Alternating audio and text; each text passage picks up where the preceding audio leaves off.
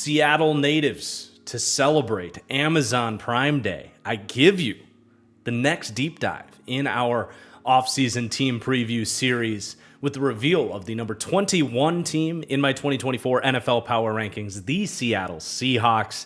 Also opening up a new tier in my Power Rankings, teams that I label as having legitimate playoff hopes.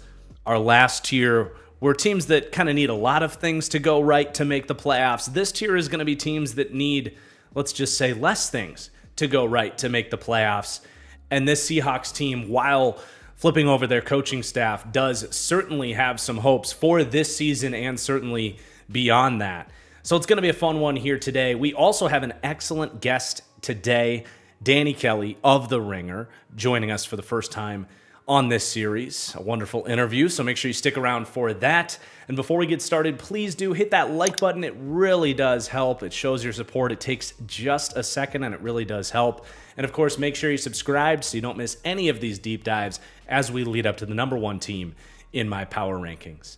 But let's go ahead and get started talking about the Seattle Seahawks offseason changes, starting with the coaching staff, where I do list this group as an upgrade.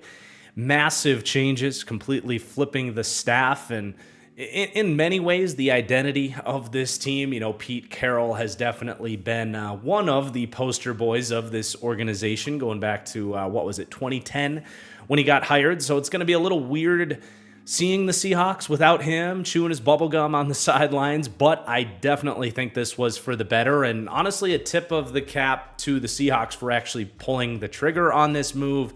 It felt like that was going to be a hard thing for them to do. I think we all really, from the outside looking in, could tell that things had gotten stale here and it was time for a change, which is a big reason why I do have this as upgraded. Is I don't think the Pete Carroll that was coaching in 2023 was the Pete Carroll that we knew and love from the Legion of Boom in the mid-2010s. So I don't think it's some huge loss. In fact, I think in many, many ways, it's an upgrade to modernize the thinking and just get a refresh on this entire organization. But of course, you know, it also helps when you land arguably the best head coach hire of the cycle, especially after Ben Johnson pulled out of it. I mean, everybody and their mother wanted Mike Macdonald, and the Seahawks were the team to get him. We will definitely spend a lot of time talking about what he brings to the table as that defensive mind in charge here. But some changes as well on the offensive side of the ball. They did say goodbye to Shane Waldron. They could have stuck with him, but they are going to go with a change, going with a college mind in Ryan Grubb. That'll be a fascinating conversation.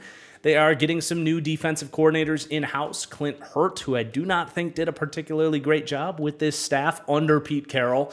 They bring in the very fascinating Aiden Durd, or Dirty. I think it's just Durd. Please let me know what the proper way to say that if it isn't Durd. But excited to talk about him in a minute. But then even the special teams coordinator, Larry Izzo, on the way out.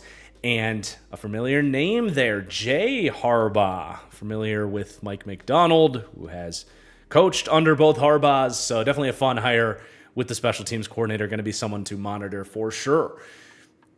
But I do, again, list the coaching group as upgraded and possibly the biggest upgrade that this entire team made this offseason. So that's going to be a big deal for this team and the discussions we're going to have here in this video. But then as far as the roster changes are concerned, which position groups got better, which got worse, which may have stayed the same, I actually do have neutral on the quarterback room, and it's not that I'm some big Drew Lock apologist. It's more just like maybe pumping the brakes on any sort of hype that people might have for the Sam Howell addition.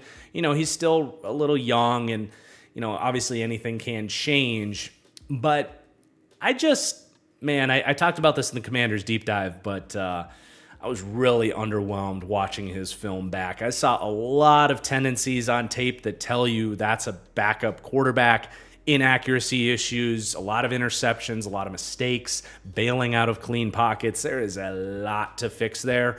I don't really look at him as some massive upgrade over Drew Lock, more of a cheaper replacement for Drew Lock that they did trade a mid-round pick for. So I understand why they did it, but if there are people out there saying, oh, Sam Howell's going to overtake Geno Smith as the quarterback of the future, I would push back on that. I think he's a solid backup in the same way that Drew Lock is a solid backup, a week-to-week polarizing type of backup. They also brought in P.J. Walker, not a bad QB3 to have around, but I am going to say neutral at quarterback. At running back, very much neutral as well. They're sticking with mostly the same group there. They're saying goodbye to DJ Dallas, who only played 9% of their snaps last year. They're pretty set in that room. At tight end, this is clearly downgraded, even if it's going to open the door for Noah Fant to get the full-time workload. Those are two very talented tight ends that got nice money elsewhere to leave this team. Will Dissly and Colby Parkinson. This was very much a kind of three-headed dragon of that tight end room. So not having the flexibility and diversity of skill sets is notable as far as the tight ends go. Pharaoh Brown is a nice pickup. He had a monster season for the Patriots last year out of nowhere. If they manage to get that version of him, that would be a little more close to neutral with the tight end room. But they did also draft A.J. Barner, more of a blocking specialist out of Michigan. But again, big names to replace there, so I do say downgraded for the tight ends. Wide receiver, effectively no change at all. They are rightfully so, very happy with that group, so leaving that as neutral. But then the offensive line.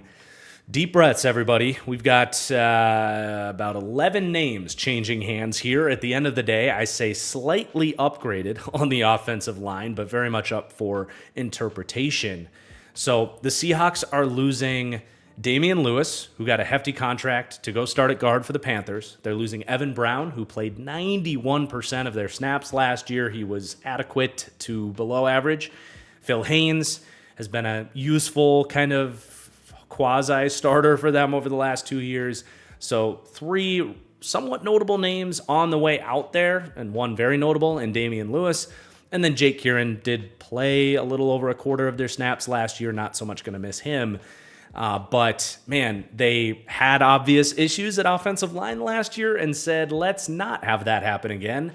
They have effectively 7 new names, 7 new options on this offensive line, one of which is a retaining member of the roster, but Abraham Lucas, hopefully coming back from injury. He only played 26% of their snaps last year, and even when he did play, he was battling a knee injury, so he was quite poor when he played.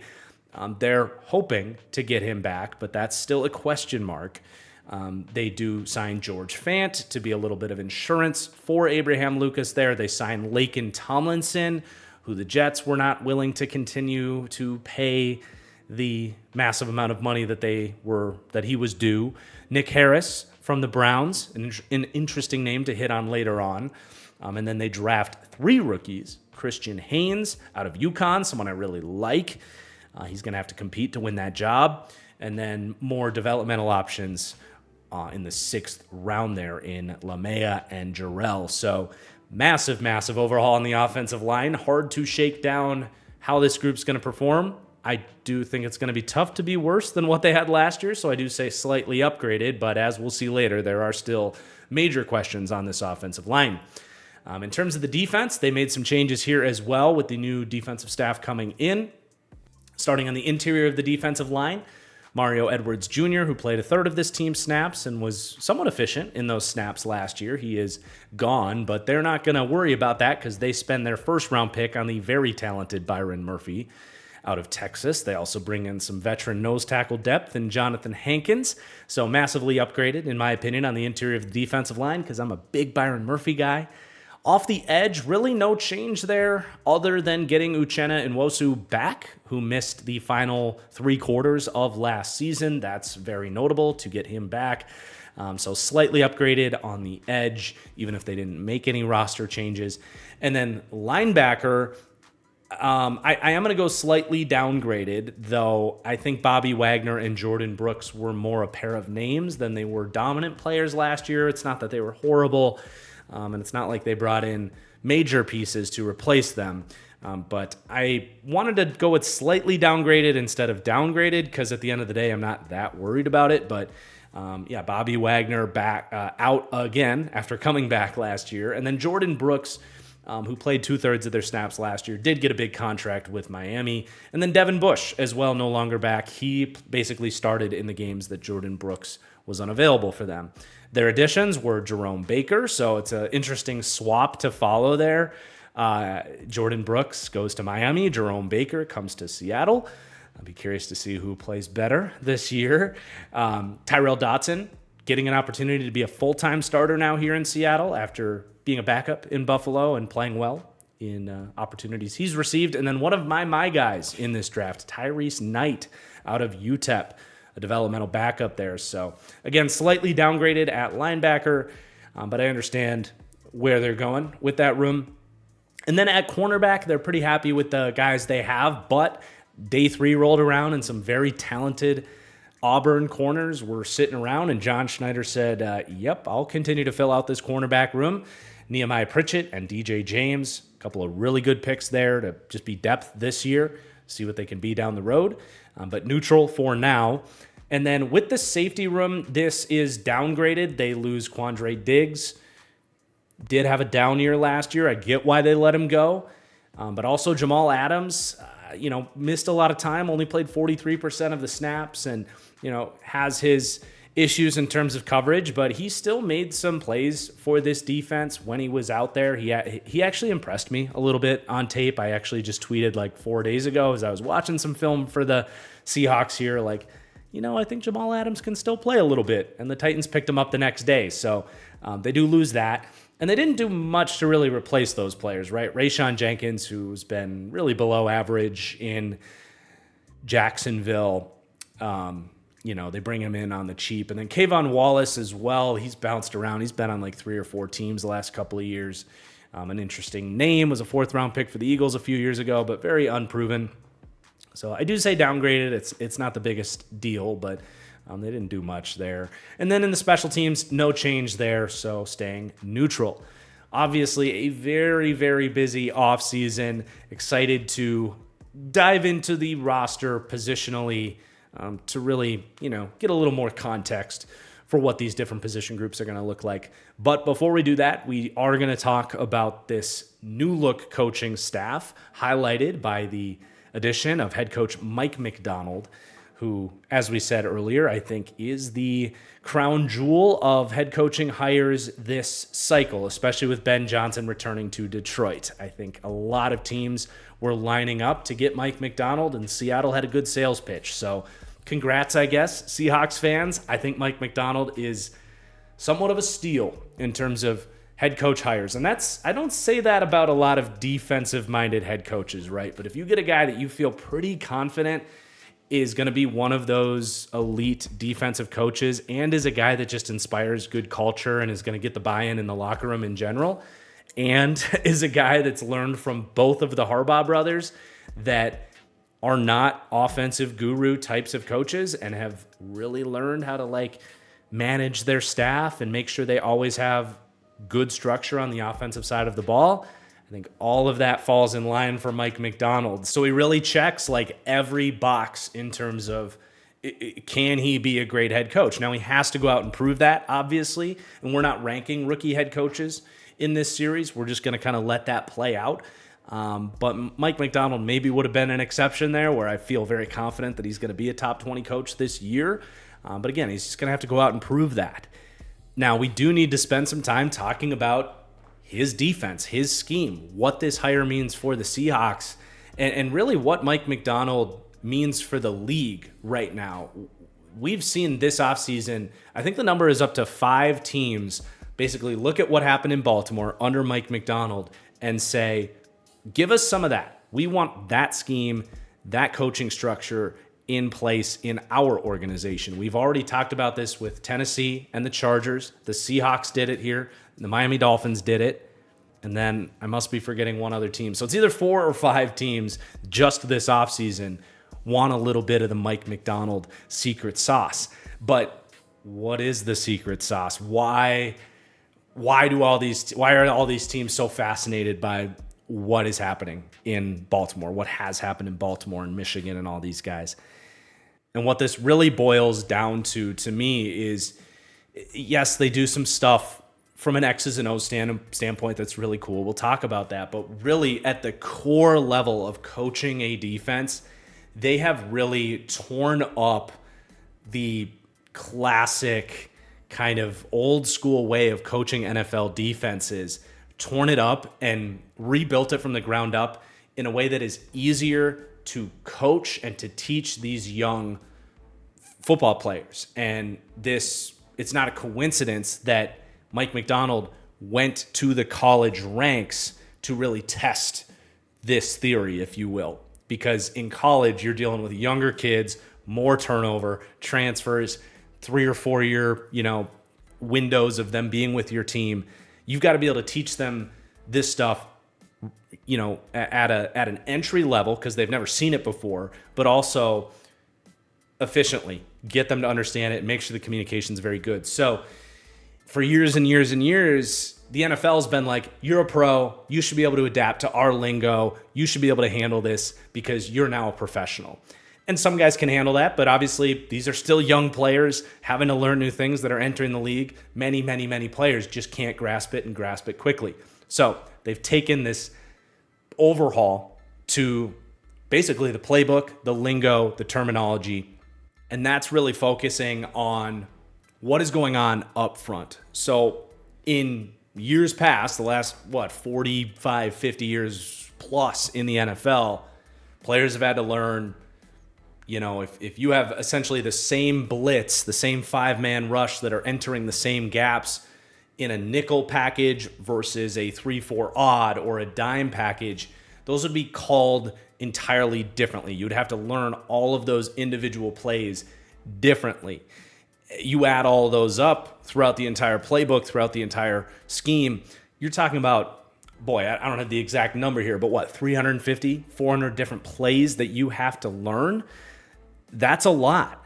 And now what they've done with this system is they're teaching players up front strictly based on the gap, not the formation, not the play call.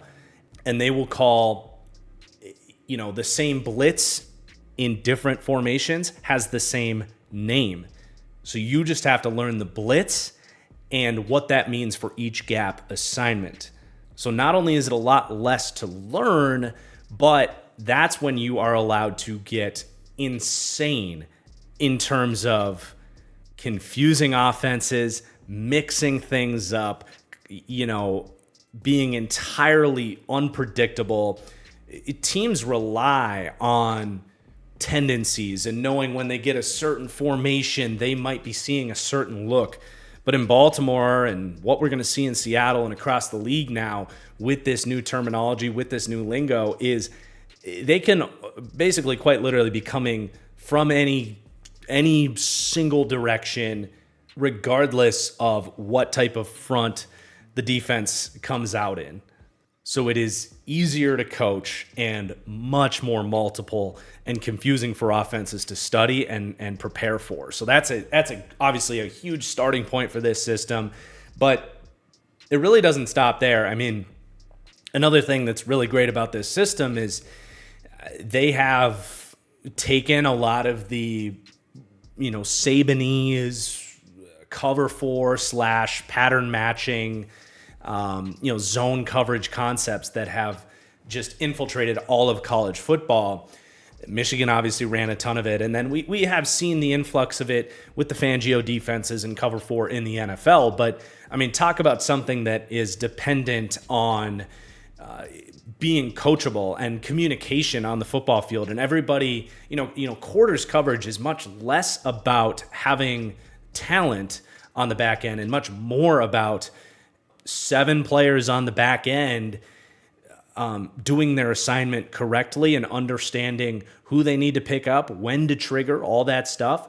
And it all comes back to coaching college kids. They've had to coach young players that maybe have never run quarters before and get them to do that on the back end. All 7 players in coverage, in sync, together. And that's where I haven't heard quite as much about if they've mixed up the terminology and all this stuff, or if it really is just a certain coaching style that these younger coaches have learned reaches these younger football players. But whatever is going on under Mike Macdonald, they've done a damn good job in terms of preventing coverage busts, getting players to come in, play fast, understanding their assignments, and running a lot of that sort of off-zone pattern matching stuff that, again, allows you to mix up your looks. Show too high, rotate into cover 3, get into a cover 2, get into a cover 6. They stay very balanced on the back end with that sort of Fangio, sort of too high structure concept that is the meta in football right now, all the way down to the college level. So it's a perfect balance of coaching and scheme, both up front and on the back end. Really exciting stuff, and really explains why this is permeating throughout the NFL now, and it's not going to slow down. The disciples in Seattle, maybe that is Aiden Durd, who we got to talk about, or if the guys under Jesse Minner in for the Chargers, or maybe Jesse Minner himself getting a head coach offer, or Anthony Weaver in Miami, Denard Wilson in Tennessee. The guys that are able to show that they can run this efficiently are going to be getting promotions and head coaching offers in the league. So get ready for it. We're only going to learn more about how this works as well. But a special shout out to guys like Brett Coleman and Ted Wynn, who have done a really good job kind of informing myself and many people sort of what's going on behind the scenes. Because without those guys, I wouldn't have been able to reiterate to you guys what I've learned from them. So really, really cool. Very, very little reason to believe this won't work for Seattle. And I know Pete Carroll has been there, but God, the defensive coaching has actually been so bad here for a long time.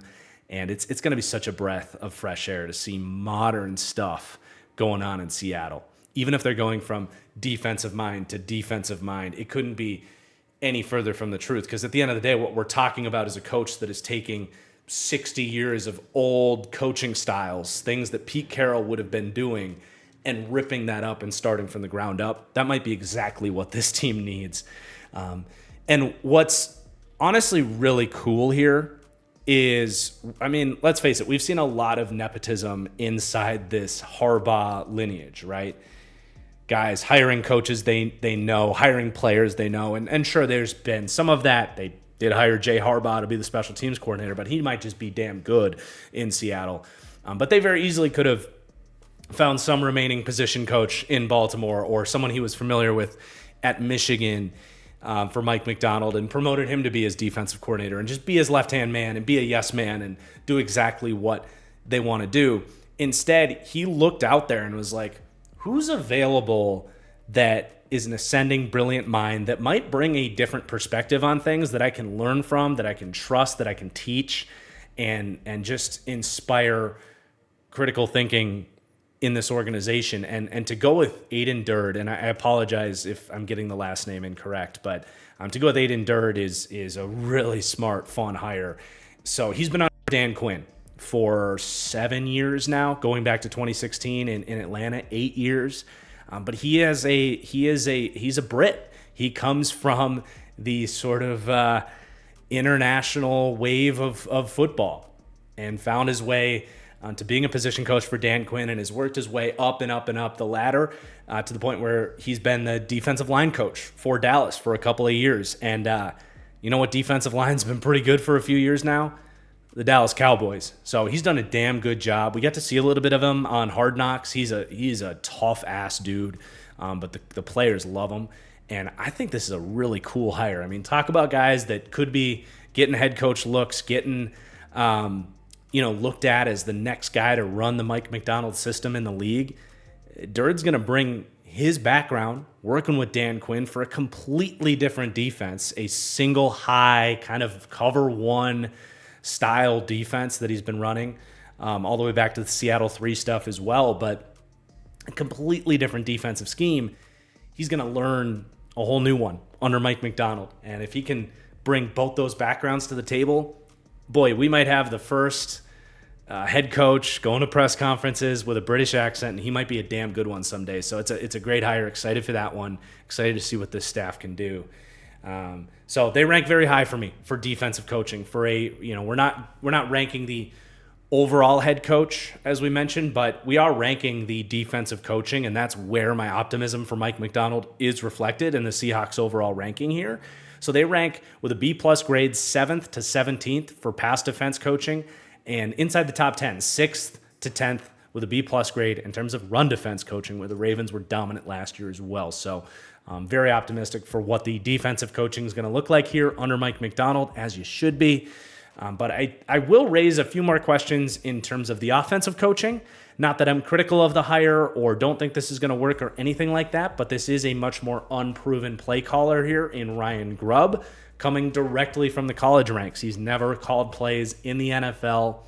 He's spent over 15 years in the college ranks, from South Dakota State to Sioux Falls to Eastern Michigan to Fresno State, all the way up to Washington, where he works under Kalen DeBoer, who obviously has big shoes to fill himself, going to, be the replacement for Nick Saban in Alabama. But, they obviously went on a hell of a run the last couple of years with Ryan Grubb there, with him under Kalen DeBoer, who does have a quarterback offensive coordinator background. So that's another kind of quasi question mark here, is he's making kind of a double jump from the man behind the man to offensive coordinator in the NFL. It's a big jump for Ryan Grubb, but obviously what they accomplished in Washington is really impressive.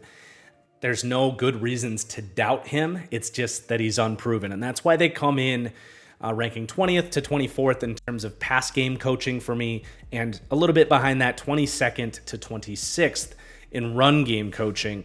But you do look at what they did in Washington as you transfer to more of the schematic conversation here.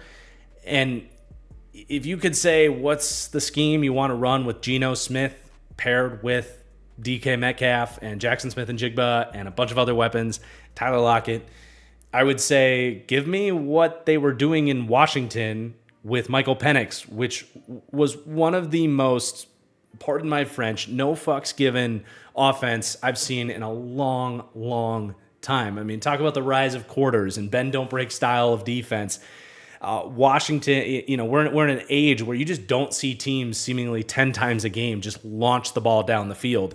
And Washington crafted an offense that did that, but did it efficiently and was still able to attack a lot of these too high quarters heavy defenses that we're seeing.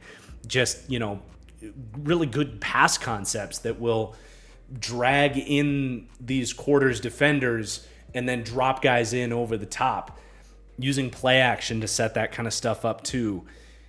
And then using kind of a balanced spread approach underneath as well that has its healthy balance of quick game and RPOs and shotgun running.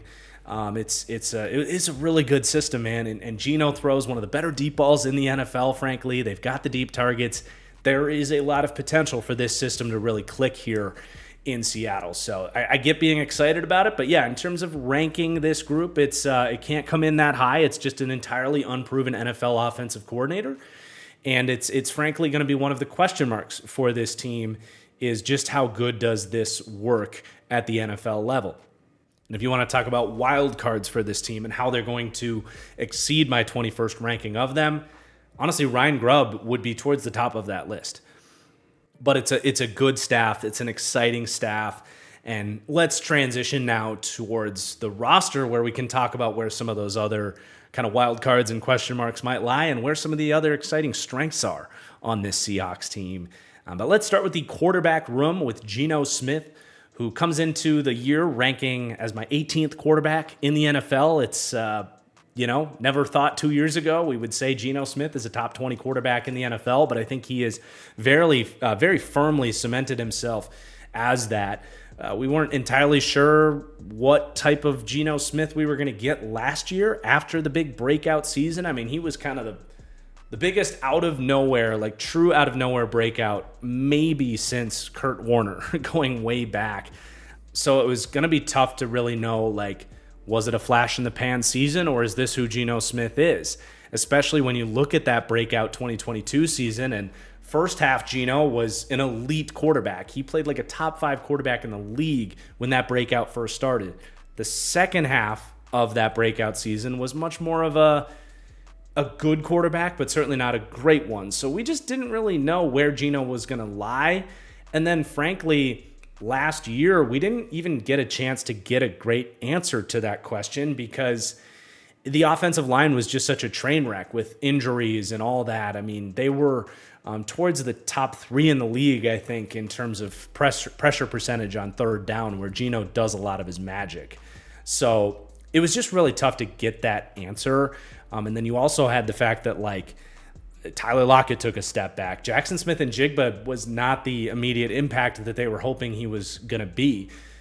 And their defense was just complete, utter garbage. So the Seahawks definitely took a step back as a team. And we definitely didn't get Geno. We didn't get the high end of variance on Geno Smith. I'll say that. Because we looked at it going into last year. It's like, is he going to regress back to what he used to be in his career? Or is he going to be more of that first half, quote unquote, first half Geno with another offseason with this team, as the full-time starter, because he had to compete and beat out Drew Lock last year. Was the high end of variance going to be he comes in and he's a top 10 quarterback in the NFL all of a sudden? I don't think last year allowed us to get that answer. But even in a nightmare situation, Geno Smith easily could have had a worse season. He could have gone back to looking like Jets Geno Smith or whatever Geno Smith we thought he was before that 2022 season. He so easily could have gone back to that guy and looked like a backup. And fortunately for the Seahawks, he certainly did not. And he actually made a lot out of what was, I can't say it was, this wasn't the Panthers or the Patriots or the Titans or Giants like we've talked about, because they had receivers. But this was a pretty bad situation for Geno, and he looked, for the most part, pretty good. He didn't look as good as the 2022 breakout, but you still saw, to me, a guy that has, frankly, I'm questioning if I want to go this far as to saying he has the most underrated arm talent in the NFL. I'm just like double checking myself, but I think I will. I'm going to go there. I'm going to say Geno Smith has the most underrated arm talent in the league in terms of what I've always described as a C-ball, hit ball arm, that true ability to put the ball wherever he wants, whenever he wants, whether that's accuracy from a clean pocket, off your back foot, rolling right, rolling left. If you put together a highlight reel of the 50 most impressive throws in a football season, you might get 10 Geno Smith throws. Once or twice a game, he makes a throw that you're like, how did he get that ball into that window? And sometimes he gets a little lucky, but a lot of times it's like he saw a linebacker's head turned, or he saw a little hole in a zone, and he's not just, it's not just that he fires missiles and has this strong arm, which he does. He has throws like that, but he can throw with touch and he can layer the ball when he needs to. There's just really impressive throws that Geno makes, and that raises the floor of a quarterback. But I think his processing, he's 30, 34, 35 years old at this point. Like, he's been around the league. He's learned a lot of systems. He clearly gets through his reads. He can play on time.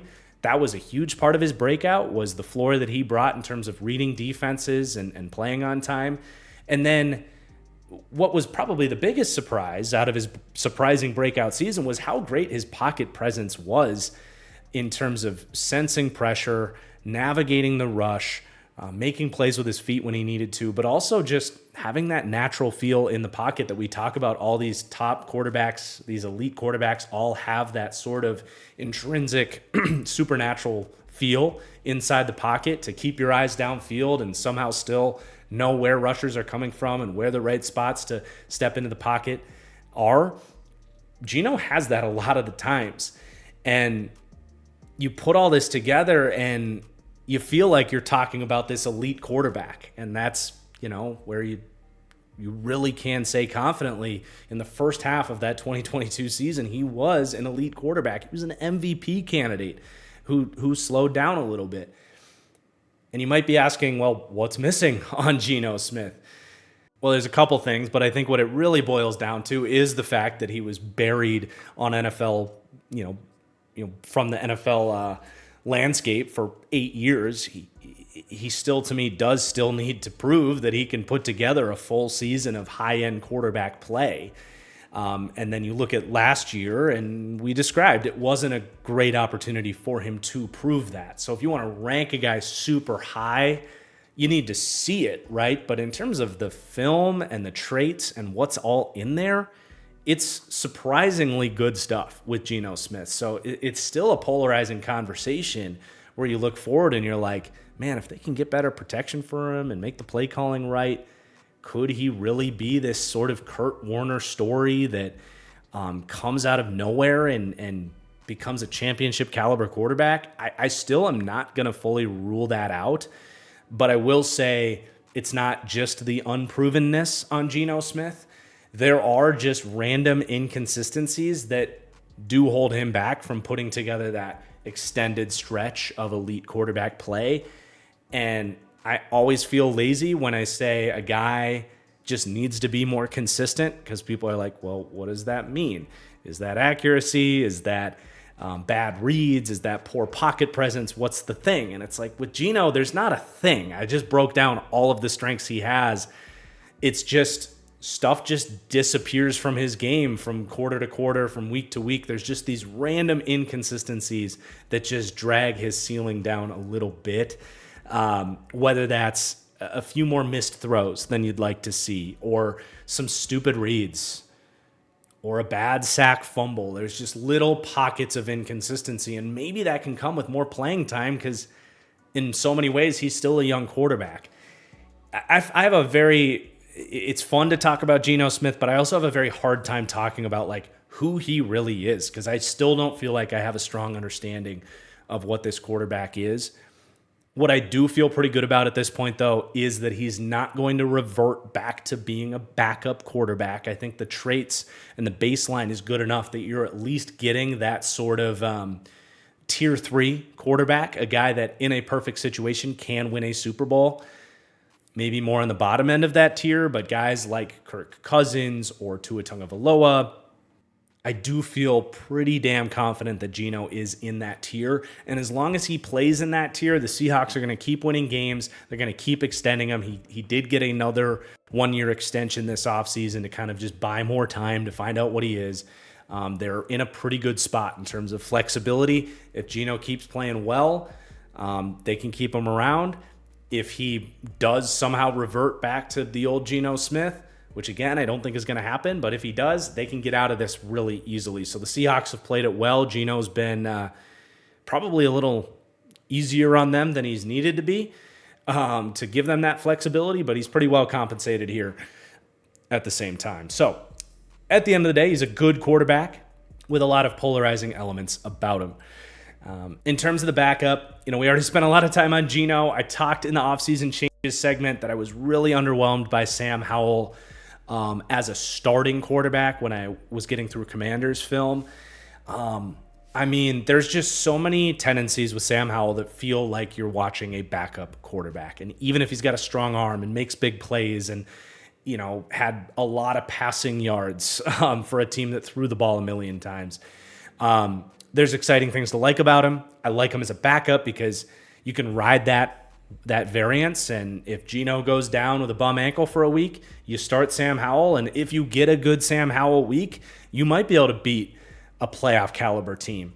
You might be able to get a great performance, individual performance out of Sam Howell. But from week to week to week, quarter to quarter, so many inconsistencies, man. And there's just so many tendencies that look like a backup quarterback. Bailing out of clean pockets, wild inaccuracy, forcing bad reads, holding onto the ball too long, taking way too many bad sacks. There's a lot of stuff to clean up on Sam Howell. And to me, this is more of the equivalent of spending a 4th-round pick on a backup quarterback on 2 years of cheap control than it is saying he's going to replace Geno Smith. Is there a 3% chance that a young Sam Howell can still learn from his mistakes after just starting for 1 year and eventually overtake Geno Smith? I'll say it's somewhere on the spectrum, but I sure as hell would bet against that happening. I think he is a long ways away. So there's him. And then PJ Walker's played a lot in this league. He's a good QB3 as well, but probably not going to see the field here in Seattle. They might be using that third QB emergency activation spot on the roster for him. But yeah, they rank 18th for me at quarterback, 18th with the passing ranking, and then a little bit higher for the run multiplier, 10th to 14th. We'll circle back to that a little bit when we get to the backfield. But let's talk about the weapons that these guys have to throw to. And the Seahawks rank very favorably, basically smack dab in the middle of the league, a league that is full of great weapons rooms. So if you rank, as the Seahawks do, 13th to 18th, that's a compliment.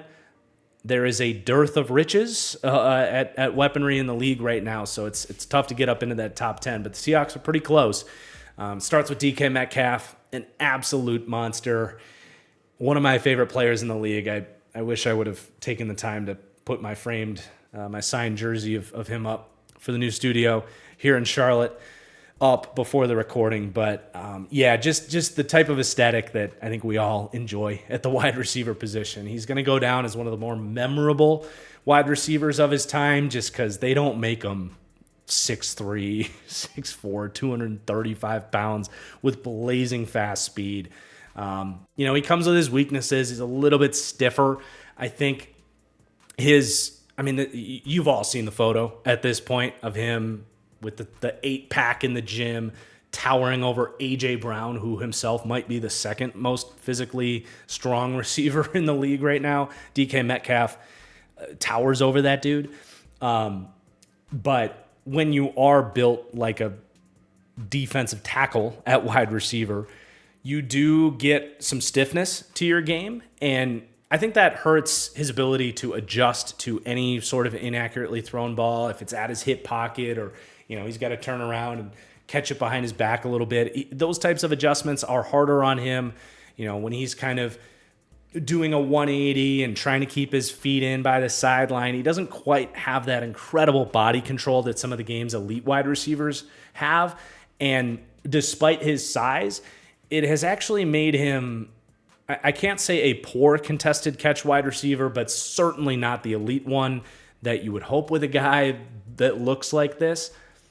The game's best, call them X wide receivers, are going to be 55% plus contested catch ball winners, where if you're throwing them a tough one-on-one catch, they're going to reward you more often than not. With DK Metcalf, he's a good bit lower than that, 44% career contested catch percentage. But 2 out of the last 3 years, he was actually all the way down at 29% last year, 9 for 31 on contested catches, and then was much better in 2022, 51%. But back to 2021, 34.5%. So those are some pretty low numbers in 2 out of the last 3 seasons. If you want a criticism on DK Metcalf, it's that he's not always what you think he is. And a lot of quarterbacks, Geno Smith included, obviously, are going to give him tough catch looks because of what he looks like. And he actually hasn't rewarded the quarterback like you would think so. So that's the biggest knock on DK.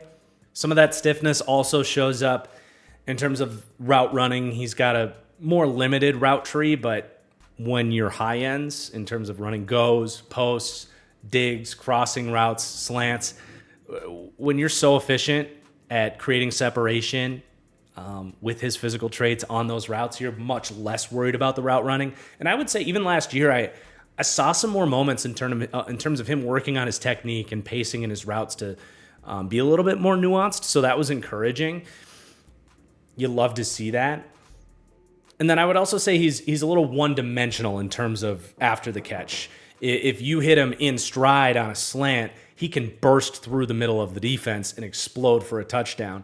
Or once he can build up that speed, he's obviously incredibly difficult to get to the ground. But in terms of elusiveness, stop-start ability, it's certainly not really there with DK. He's more of a straight line speed train of a wide receiver. So I certainly don't mean to focus on the negatives. It's more of just like, this is the type of player that we all know the stuff he does really well and how good he is when he's on. It's more of like, these are the things that have kind of held him back from being that, Justin Jefferson elite tier type of wide receiver, but he's easily a wide receiver 1 and is doing a good bit of the heavy lifting. No pun intended. This guy can obviously do a lot of heavy lifting, but he's the primary reason that the Seahawks rank very well in terms of their weaponry. But it's not just him. You do still have Tyler Lockett, though I do put the down arrow on Tyler Lockett, giving him an 81 grade, which is certainly the lowest I've had on Lockett in probably 4 or 5 years. And while there's still aspects of him that are underrated, he's always been underrated. He did have the worst year of his career in a long time, the lowest in yards per route run, really since he broke out in 2018. It took him a little bit to get there, so his first 3 years were lower than what he did last year, but really since he broke out in that fourth year, just not nearly as efficient as he's been. Not that he was bad, still has quick feet, still makes tough catches, still tracks the deep ball incredibly well. And you'll see some highlight catches from him, but it is actually that area where some of that efficiency has come down. I mean, when Tyler Lockett was in his prime, he was uniquely, even though he's built like a slot wide receiver, he was uniquely one of the best deep ball contested catch wide receivers around for a long time. He had in 2019, I want to get my years right here, but yeah, 2018, that breakout year, 78% contested catch win rate, 55 the year after that, 62%, then down to 45% in 2021, but really good numbers. Last year, though, 36%, followed up again, 36% this year. So in terms of that incredible body control, out-muscling dudes for tough catches, that part of his game has fallen off, and I think that's where the high-end play from Tyler Lockett has certainly come down. I also think he's slowing down a little bit. Just watching him try to stack corners on the outside, create some of that deep separation or separation on crossing routes. He can still do it, but he used to be a really tough cover. I think he's a little bit easier to cover now. So he's still really good. He's just not that like 1B that he was for a couple years there in the Russell Wilson prime, and even just a couple years ago. And I think you can beg the question of, is he going to continue regressing at 32 years old? I think a very fair question. And then he got Jackson Smith-Njigba as wide receiver 3. And,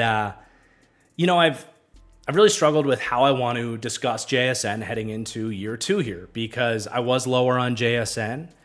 He was my wide receiver 3 in that draft class behind Zay Flowers, which is looking pretty good, and behind Quentin Johnston, which at this point is not looking so good. But JSN's certainly disappointed in year 1. I mean, the narrative on him from the majority of people out there was he is clear-cut wide receiver 1. So many people bought into that interview with Chris Olave and Garrett Wilson where they said, oh yeah, JSN was the best wide receiver between the 3 of us at Ohio State. So people take that, and you get Justin Jefferson comps on JSN, and people saying he was the steal of the draft. And I pushed back on that level of hype on JSN. It's not that I hated him as a prospect, but I felt like he was a slower, more one-dimensional, probably, slot wide receiver at the next level. And in year 1, I could take victory laps on that. He struggled. He had drops. Granted, he dealt with a hand injury, so I don't want to be too hard on that. But you certainly saw a lot of the weaknesses I brought up on him holding him back a little bit in his rookie season. The lack of speed, not a lot of separation down the field, having a hard time becoming a full-fledged wide receiver outside of the slot. He did win one deep ball against 70-year-old James Bradbury, which was good to see, cooked him off the line. I think he did show a really good release off the line as a rookie, which wasn't necessarily a knock on him, but either way, he had that one deep ball, and you're like, okay, maybe he can do a little bit more, but you want to see him do it against someone that's not, wouldn't come out and run a 4.7 40 right now like Bradbury would. So I do think you saw some of those limitations, the inability to pull away on crossing routes a little bit, because he is a guy with kind of 4.6 speed in the tank, and it just holds you back a little bit. He was only a 25% contested catch ball winner in his rookie season. That was another concern with me. It was like, is he going to be a big ball winner, or is he more of a hit him in stride, find him in a hole in zone, he'll catch it when he's open, but not necessarily this big ball winner. So again, a lot of those weaknesses that I did think reduced his upside coming out did show up, but there were good moments within his rookie season as well. I thought after the run after the catch, I think he showed a little bit more creativity and upside in that department than I gave him for coming out. And even though we were critical of the downfield consistency and all that stuff, there were moments, some tough catches down the field. Even though that contested catch win rate was 25%, there were a couple sensational catches down the field where I was like, okay, it's in there, but can we crank the rate in which he's able to come down with these balls up so that the course of his season looks better? So I do think he's a high variance player for this team's season. I don't want to just be the guy that attaches to my draft take and is like, I was right, ha, ha, ha. Because it's not like I hated him coming out. I was just against the overall narrative on him a little bit. So if some of those flashes can get elevated, if he can clean up the drops, he can certainly be a good enough number 2 wide receiver to exist as a starter next to DK Metcalf and whatever wide receiver 3 eventually emerges here post Tyler Lockett. Is he ever going to be a superstar? Is he ever going to make the people that had Justin Jefferson comps on him look right? I argued with that again. I argued against that with him coming out, and I would continue to argue against that. But he can still be a very good player that returns value for that first round pick on him. But if he can't clean up the drops, I mean, that's like the thing is reliable, crafty slot wide receiver was like his baseline. And if he's, got a 10% drop rate like he did last year, granted, he was dealing with a hand injury, so you think it can improve. But if he can't clean that up, it's like, man, is he good? Still has to fully answer that. I think he's good, even though I'm coming off as this JSN hater. But, he certainly was not this impact, super high floor wide receiver that everybody, even myself included, thought he was. And man, it's just weird that that's where we're at with JSN, where he is a high variance piece of this Seahawks team, where that just wasn't the conversation with him coming out. I mean, the range of outcomes for him are like he overtakes Tyler Lockett, shows all of the high-end stuff that he did at Ohio State, really good short to intermediate separator, demolishes zone defenses, a little bit of that extra run after catch that we talked about, the release off the line of scrimmage where he did show a really good release package. That was something I wasn't sure about because he never saw press at Ohio State, but he seemed very comfortable beating press when he got it, even last year for the Seahawks. So, there is a range where he overtakes Lockett and he sees 150 targets and has a 90 reception, 1,000-yard, 5-touchdown season and is a beast and kind of looks like the prospect that got all this hype. That's still in the range of outcomes. And then there's the range of outcomes where, man, he just actually doesn't have it, and he was overrated from the beginning and has the yips in terms of drops. And we could be looking at it by the end of the year as like, okay, I don't think he's ever going to be someone that's just completely sucks, but someone that we're having questions about, is he a long-term starter for the Seahawks? I think that's really the range of outcomes, which just kind of blows my mind. I thought he was just a really high floor, safe prospect that we weren't going to be having these types of conversations on. But a high variance piece. Let's continue to talk about the rest of the groups here. The rest of the group here. I just want to focus on the starters because the depth is not great. But you got Noah Fant at tight end, really getting this job to himself now, because last year he had to split with Will Dissly and Colby Parkinson, two very talented tight ends. But Noah Fant was really efficient when he played. This is a former top 20 draft pick with incredible athletic ability, really good after the catch, can make really tough catches. He's had very safe hands throughout his career. It's just been a matter of putting everything together.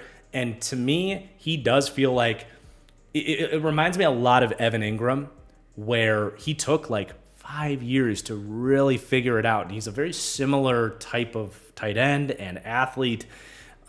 It's just a weird position that can, for a lot of these guys, take time. And for Noah Fant, he is in year 5, year 6 at this point. I think it's year 5 because I don't think they picked up his 5th-year option. You guys can correct me on that if this is year 6. But this is his tight end room. They put a premium focus on retaining him. They gave him significant money in free agency to keep him around because I think they knew the league was going to look at what he did in the snaps that he did get last year, and he kind of looked like he was ready to break out. So to me, yes, it's a little scary because you got Tyler Lockett there, you got JSN there.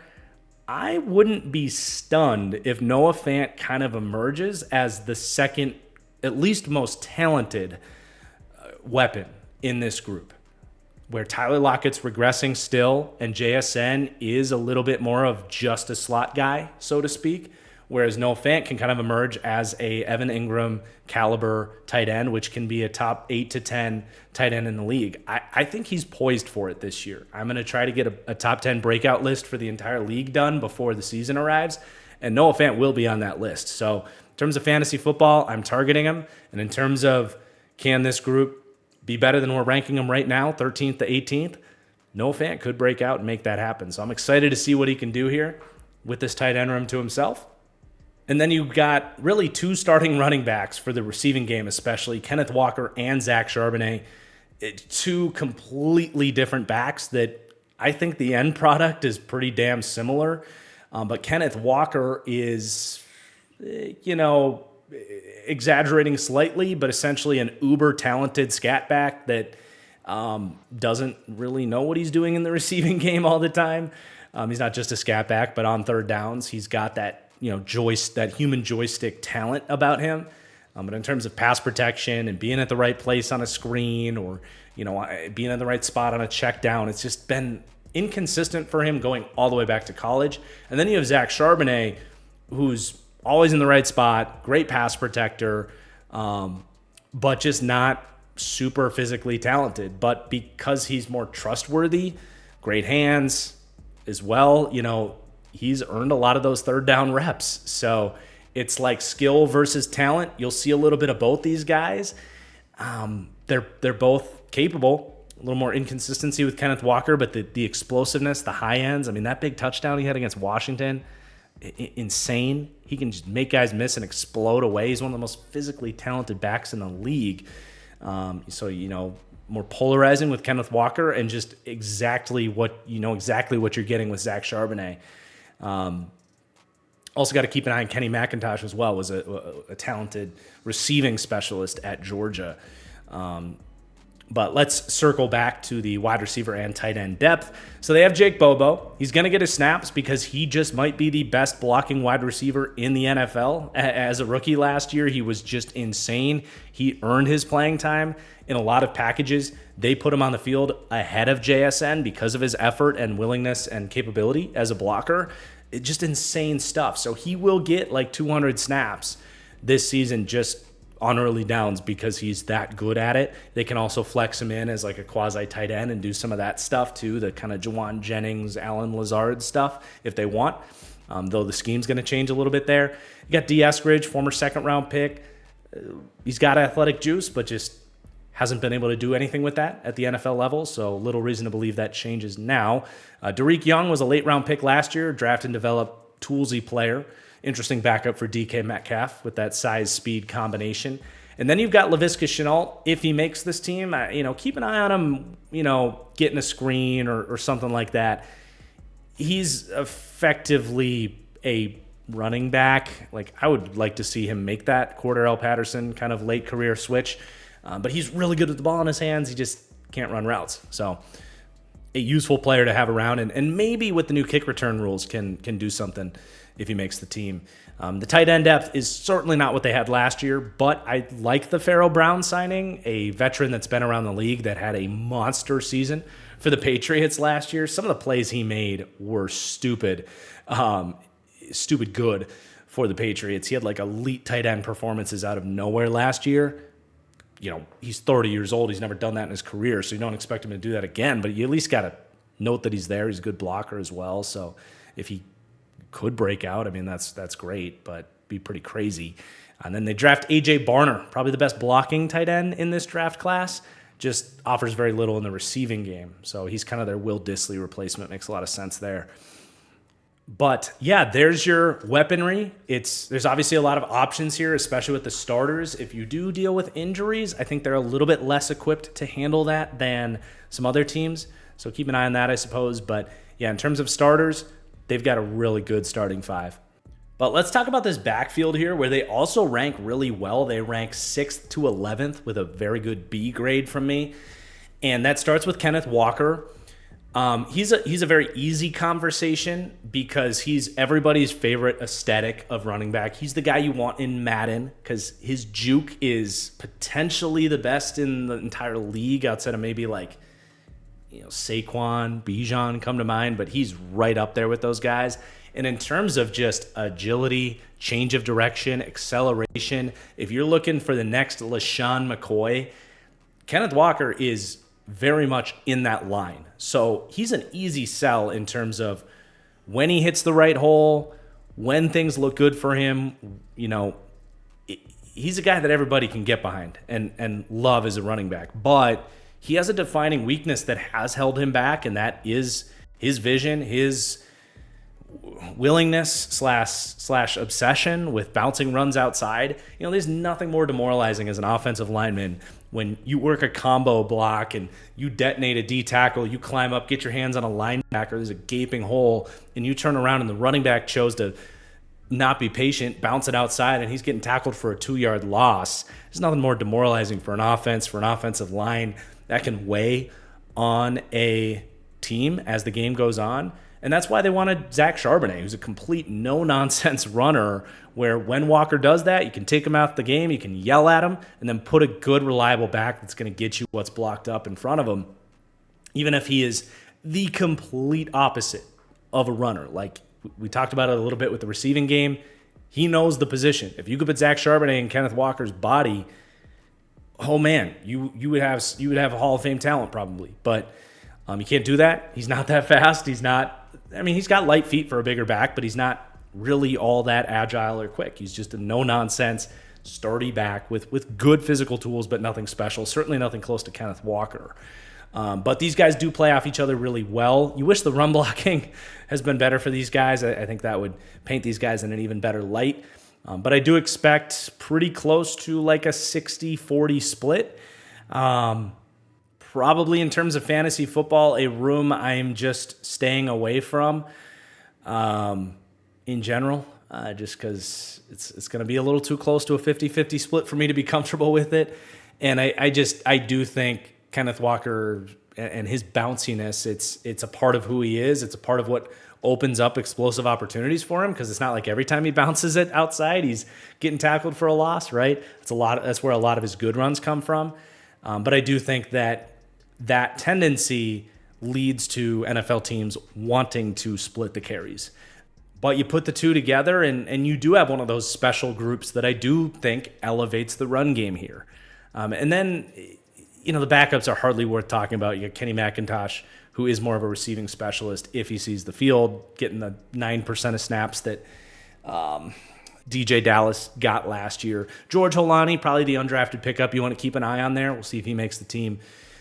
But then you also get a boost for the run game from Geno Smith. It's nothing crazy. They'll give him, well, at least they did under Shane Waldron, but I think they'll probably stay pretty similar. They'll give him like a read option or a QB trap or something like once a game. But he is an effective runner when they tap into him. It's just, to protect him, they don't do that too often. But it's a part of the numbers game and picks up the running game just a little bit. They rank 10th to 14th in terms of how much of a amplifier they get from that QB run game.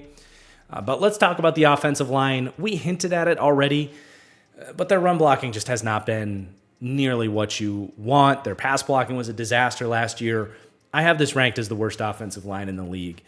27th to 30th in pass blocking, and then tied for last, 31st to 32nd for run blocking. This is, I would say, for those that say I'm too low on the Seahawks, this is going to be the group that worries me, that would lead to me having them below some of these teams that might be coming up that you think Seattle's better than. I'm worried about this group, man. You got Charles Cross at left tackle, and he's the piece you're the most optimistic for the future of this team. I don't want to be overly harsh on him, but even him, who is like supposed to be the best piece, I was kind of underwhelmed with his film watching him last year. It felt like he was giving up the corner a lot. The run game, he was missing a lot of strikes, just a lot of inconsistent moments for Charles Cross. And, on the season as a whole, he still graded out pretty well. He still is that guy that has good technique for a young guy with a lot of traits. So I'm going to say year 3, he can kind of get back on again, it's not that he had a horrible year, but like get on a good trajectory. I'm going to continue to have faith in him. But all I'm saying is I wanted to like what I saw more for knowing he was the one piece that you're supposed to be able to count on for this offensive line. He was still really inconsistent. And that's the best piece you have as your hopeful franchise left tackle. Left guard, you have Laken Tomlinson, who went to the Jets and really struggled. He was really good for the 49ers for a few years in a Shanahan-inspired system that has elevated offensive linemen for years. So it's like, where does he come in? I give him a 73 overall grade. That's better than he was for the Jets in recent years and worse than he was in those years for San Francisco. So kind of splitting the difference there. What you're going to get from him is a bit of a wild card. He's a potential problem piece. You're really hoping he's just okay, an inconsistent but capable starter. But then center and right guard, this is going to be an open competition. Right now, they're listing Oluwatimi as the center and Anthony Bradford as the guard. I don't know that these guys are going to be penciled in as the week one starters. If I had to bet on it, I do think this is who they're going to go with. It seems to be who they like. But, Olu, to me, was a very high floor, probable backup type of prospect coming out of Michigan. Just not a very tradesy player. Really poor run blocking, really slow first step. And even if he's strong in terms of grip strength, he just doesn't generate any drive because he struggles to move forward. And then you also see some of those slow feet and some of the lack of range show up in pass pro. He was technically sound and a smart center. I think he can exist as a capable piece in pass pro, but for him to be the center point of your run game, it's just really uninspiring in that phase. But I think because of the floor and pass protection, that's probably what gets him on the floor. He had on the field. That's where he looked good. I mean, he had one start against the Cardinals and looked really good. Granted, it's the Cardinals who had the worst interior D-line in the league last year, so it's not a great base. It's not a great measuring stick, basically. But yeah, we'll see if he wins the job. I guess let's talk about Nick Harris, because I think there's a competition at center between Olu and Nick Harris, and I think there's a competition at guard between Bradford and Haynes. So let's talk about Nick Harris. I think he projects just as well, if not better, as Olu. There's a fun narrative here. So Nick Harris was slated to be the Cleveland Browns center in 2022, but went down in preseason, I think, with an ACL injury. And he was on my breakout list. We talked very favorably about him, but he went down early. Ironically, it was Ethan Pochich, the old Seahawks center, stepped in for the Browns and played really well and took Nick Harris's job from him. So it's interesting that Nick Harris has come here to hopefully fill that void that they have yet to kind of find an answer after Pochich left. He's a talented player. Out of Washington, no connection to Ryan Grubb. They weren't there together, but there's a Washington pipeline there, and obviously at home here in Seattle. But I wouldn't be the least bit surprised if he wins out. But this is no longer going to be that sort of wide zone Shanahan-inspired offense. That's much more of Nick Harris's strong suit, that quick first step, the wide bucket step, the reach blocking ability in more of a upfront inside zone and drop back passing game type of offense. You might go with more of an Olu, who's more of a brick type of interior piece, which is more in line with the scheme fit there. So we'll monitor that situation. I do think the higher upside is with Nick Harris. But then Anthony Bradford and Christian Haynes. The optimist in me says Christian Haynes will win this job. The pessimist in me says the NFL coaches here will look at Anthony Bradford, who is absurdly strong, and the good from Anthony Bradford actually looked really awesome. And, he's the year 2, 4th round pick. There is still a draft pedigree and a reason to play him. I don't want to be all negative on Anthony Bradford. I slammed the Vikings for a similar type of player in Ed Ingram for the Vikings again and out of LSU, and I thought he was going to be a complete bust. He had a really bad rookie season, but then year 2, he showed a lot of improvements. I think Bradford could follow suit and surprise in that way. And frankly, I walked away a little more impressed on his film than I thought I would. I mean, his strength is insane. You can see why he got drafted way ahead of what his tape indicates he should. He's the vintage traits-based developmental prospect. So, especially in more of an upfront blocking system with inside zone and trying to drive guys off the ball, as opposed to more of that wide zone inspired Shanahan type of system, I get why you might want an Anthony Bradford over a Christian Haynes, who I loved, but his best strength was wide zone run blocking. So to me, it's like, what do they want to be? Do they want to be a wide zone offense? Because you go Nick Harris and Christian Haynes, you've actually got a ton of upside in terms of the wide zone blocking. That's been Laken Tomlinson's thing as well. So that could work if that's what they want to do, if that's how they evaluate this thing. But if they want to smash people and drive you north and south, then it's probably Olu and Bradford. So it's an interesting dynamic there. And maybe who the week one starter is going to be an indication on what types of runs they want to go with here. So it's interesting. But yeah, I think Bradford's actually a pretty capable run blocker. He has his inconsistencies because he'll fall off blocks and get to the wrong spot and all that stuff. He's still very much learning the position, but when he connects, it's awesome. But in terms of pass protection, man, it was as bad as it was at LSU. I did think they overdrafted him. I was not a big fan of him coming out. And yeah, he was really bad as a starting guard in pass protection. He was a big, turnstile and contributed, if you will, to what was a really bad pass protecting O-line last year. So you got obvious questions there with Anthony Bradford. And frankly, Christian Haynes, while I loved his run blocking, does have to get better as a pass protector as well. So even if you're starting him, you're not necessarily guaranteeing good pass protection at right guard. And then, man, it's a whole nother tough conversation with Abraham Lucas at right tackle. A good football player, a third round pick in 2022, had a really good rookie season, had a lot of promise. I mean, you could argue he played better than Charles Cross in their rookie seasons. They came into the league together. But you were looking at this as like these two are going to grow together as your cornerstone tackle duo. And last year could not have gone any worse. He gets injured. He plays through a knee injury. Was horrible to watch when he was out there. And then they shut him down for the year.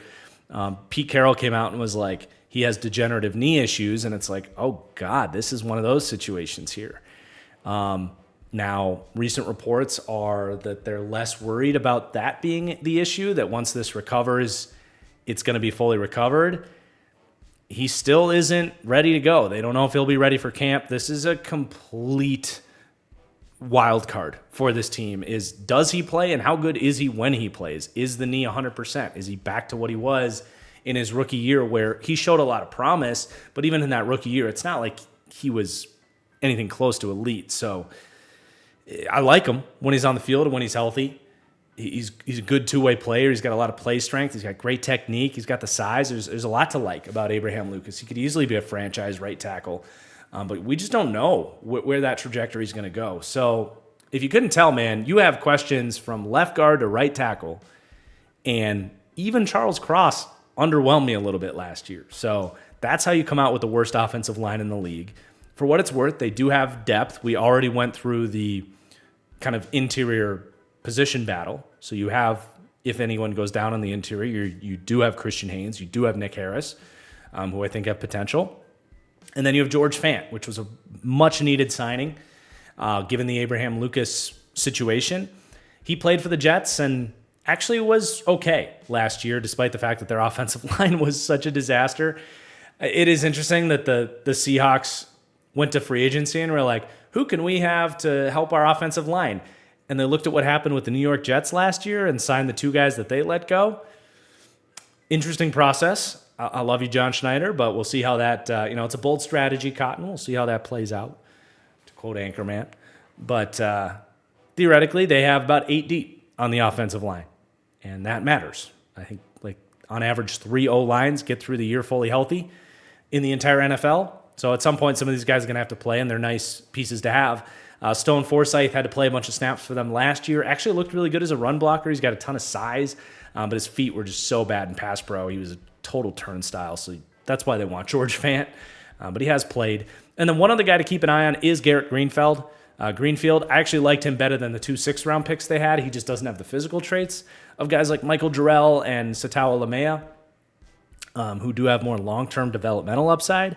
But Garrett Greenfield was really refined as a pass protector. I definitely think he should have been drafted based on the idea that he can be a impact backup tackle. We just mentioned that guys get hurt. If you need a guy to step in and just, we use the term turnstile a lot, but it's the perfect term for an offensive lineman.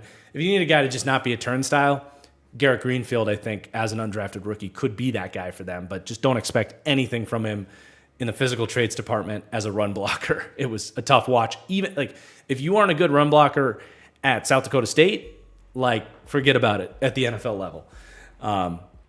So I think he would probably have to take Stone Forsythe's job or beat out Michael Jarrell or something like that to make the roster, but I think it's possible. Certainly someone to keep an eye on regardless. So like I said, the offensive line is an eyesore for this whole team and is probably, I don't think I'm low on the Seahawks. For example, they're 22nd in Super Bowl odds. Their over-under is just as high as the Cardinals, who we just did. I think this is right around where the market has the Seahawks, but there will be people that think I'm low on the Seahawks, and I think the offensive line is going to be the key reason for that.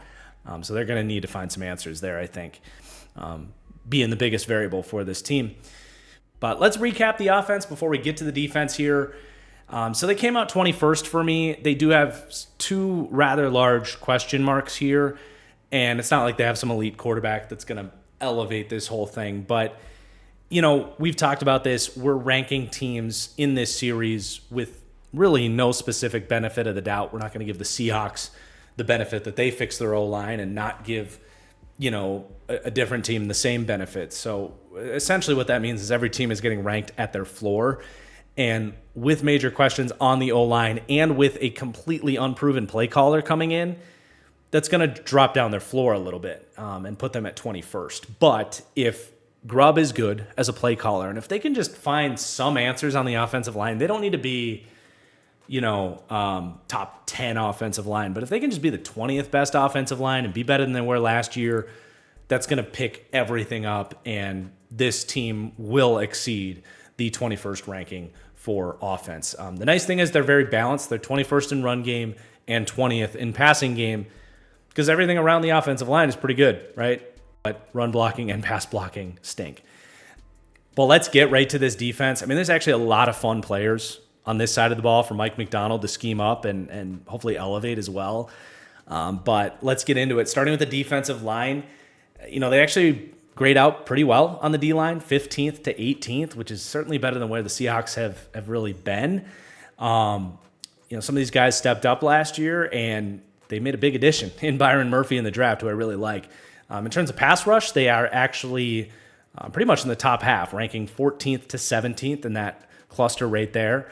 And then a little bit lower, 14th to 23rd in terms of D-line run defense. But yeah, it's a really good defensive line. And honestly, one of the units I'm most excited to see next year, not just because of the exciting rookie and Byron Murphy, but because of this scheme and what it did for the Ravens D-line last year as well.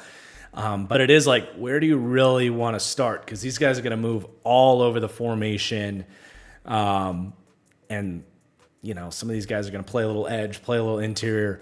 But let's just talk about the group as a whole, because that's kind of how the nature of this system works. Usually we talk either edge first or interior first, but let's just go kind of left to right here. So Uchenna Nwosu off the edge, really good player, coming off an injury. You're hoping he can get a full recovery, but the year before, in 2022, he had a career year, really emerged as a good number 2 rusher. I still don't fully trust that he'll be able to repeat that because that was certainly an outlier on his career, but he did show some legit pass rush moves in that 2022 season.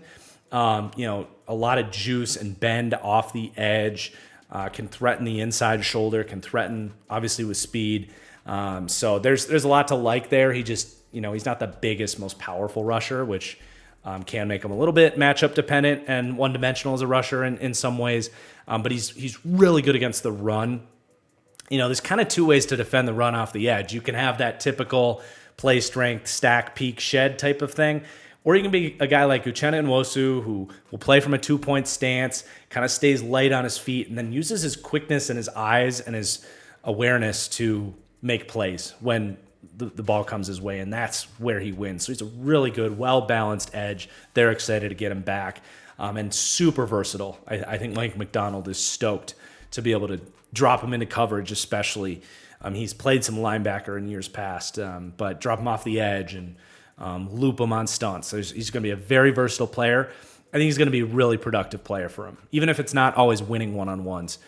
The way that the scheme is going to complement him is really exciting. So they got to get him healthy. It's a big piece. And then you get Draymond Jones, hybrid end. They're talking about him playing a lot of edge. I believe it. I think they'll do a lot where he's a 5-tech and Nwosu has walked up next to him. They can do a lot of stunts and play those two guys specifically off each other. But, they didn't draft Byron Murphy to replace Draymond Jones.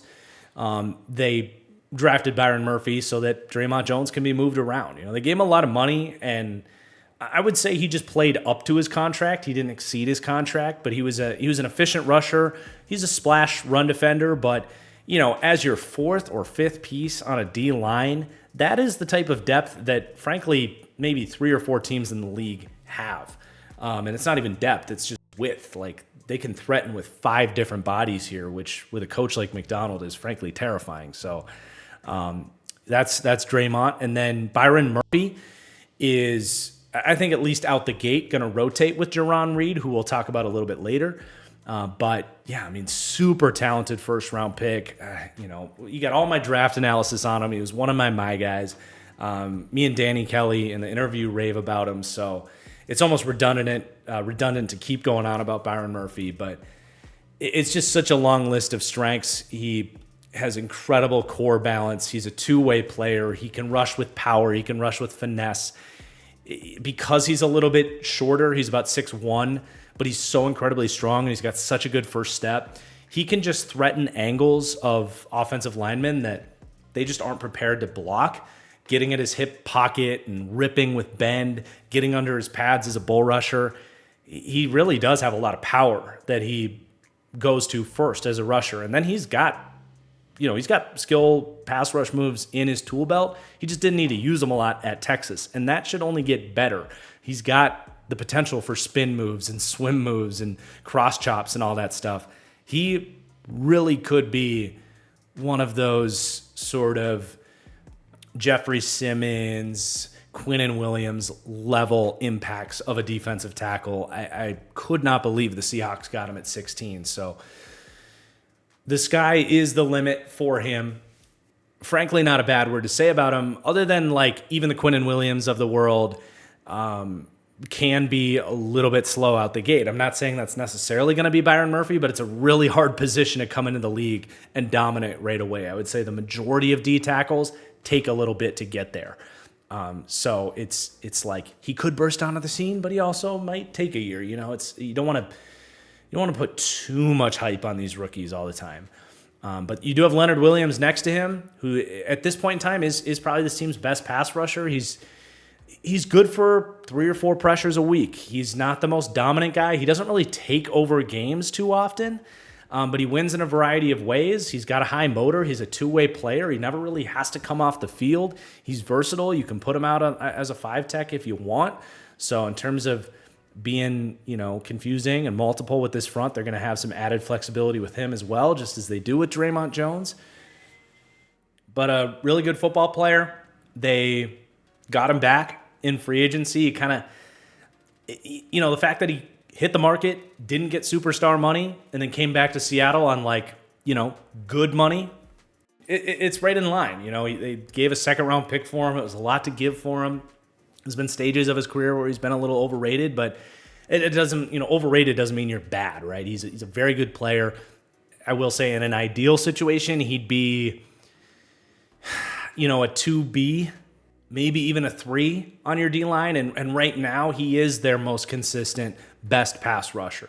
So if you talk about them not being a top 10 pass rush right now, it would be the lack of that game-wrecking piece. These are all good pieces, but until Byron Murphy proves to be that guy, and we haven't talked about Boye Mafe yet, but they are missing that guy that if you leave him one-on-one, he's going to dominate that matchup almost every time, and that guy that you know the line is going to slide to, because if you know who the opposing offensive line is going to slide to, that's when a guy like Mike McDonald can really show his genius and exploit that in the blitz game. So they don't really have, like, if you're coming up to block the Seahawks, there's not at this point in time like we have to double that dude. So that's probably what this D-line is missing right now. I think Byron Murphy is the guy that can be that.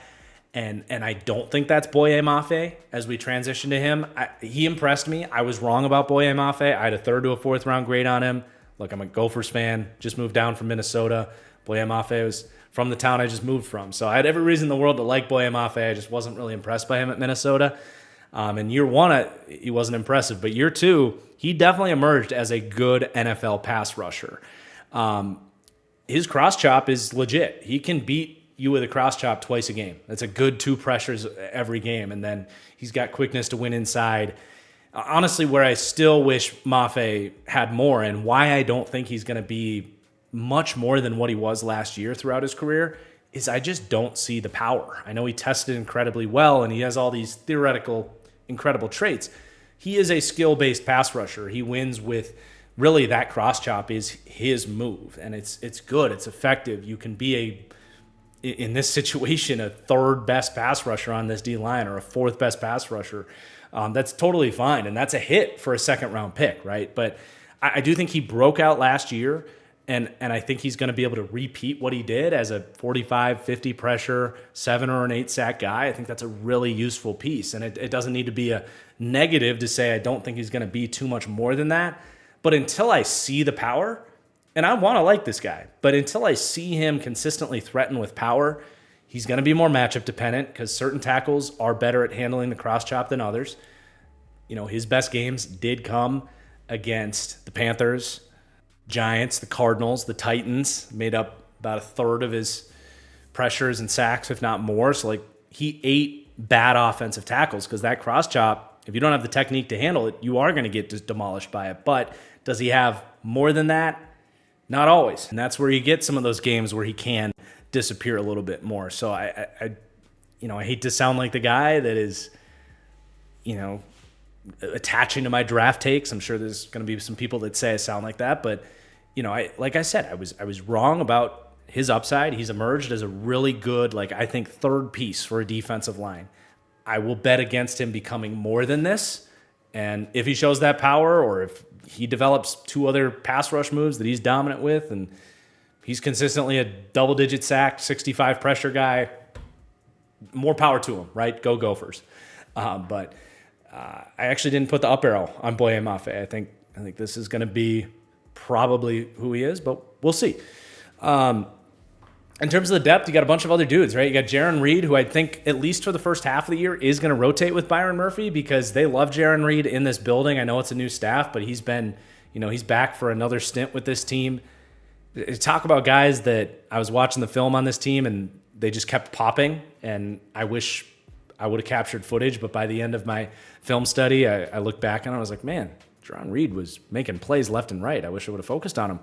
But yeah, in both phases, man, he had a great year last year. And if he's as good as he was last year, Byron Murphy's not going to be able to take all those snaps from him. So, that's great depth to have. He would start for a lot of teams. We just broke down guys like Bilal Nichols and DJ Jones for the Cardinals. Jaron Reed is every bit as good of a player as those 2 guys. So really great depth, man. Jonathan Hankins, fine enough signing as a veteran space-eating nose tackle. Of all the other things that they're missing here, we mentioned they're missing that kind of alpha one-on-one demolisher, that numbers changer. The other thing they're kind of missing is a true nose tackle. If they want to get into bear fronts on short yardage, give the Seahawks that Michael Pierce or the UConn Jones, right? D tackle, but give them that 330-plus pound dude.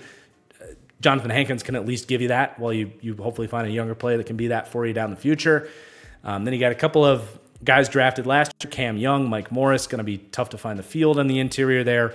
and Miles Adams kind of a splash play, undersized rusher that probably doesn't make this team. So that's your interior. And then the edge depth, they did bring back Darrell Taylor. I think because Derek Hall was so underwhelming in his rookie season, I think they would have loved to let Darrell Taylor go. But Hall, as a second-round pick out of Auburn, really underperformed to a concerning degree. Now, Seahawks fans remember Boye Mafe just doing this a year ago. So they're hoping for a similar trajectory with Derek Hall, where he takes that year 2 leap. I like Derek Hall a lot. I think he's got a great bull rush. I think he's got, inside counters, a lot of play strength. But one thing that did show up on Auburn, on his Auburn tape, was he was a really bad run defender for no good reason. Looked like a little bit of lack of effort, a little bit of lack of instincts, lack of technique. That showed up, and it made it hard for him to get on the field. So if they're like, well, if Derek Hall's not going to defend the run, we might as well bring Darrell Taylor back until Derek Hall shows that he can also rush the passer. Because at least Darrell Taylor, if you put him out on third down, he's got some juice. He's got a spin move. You can kind of line him up in the right spot schematically and get some pass rush wins out of him. Derek Hall was just incredibly inconsistent and a bit of a tough watch last year. So I still like Derek Hall, but playing time is going to be limited, and the tape was pretty bad. So we'll see what that duo shakes up as. It's just depth. It's actually good depth to have those two guys. You do wish, you probably wish at least you had someone else on the edge to defend the run, but that's where Draymond Jones comes in, right, to be kind of an early down helper off the edge. So in a way, they're fairly deep in that phase too. So yeah, I think we broke that group down really well. It's one of the deepest, most fun to watch groups. You just wish you had that game wrecker, and if Byron Murphy can be that for this team, it's over. I promise you, it's over. This will be a top 5 to 8 pass rush.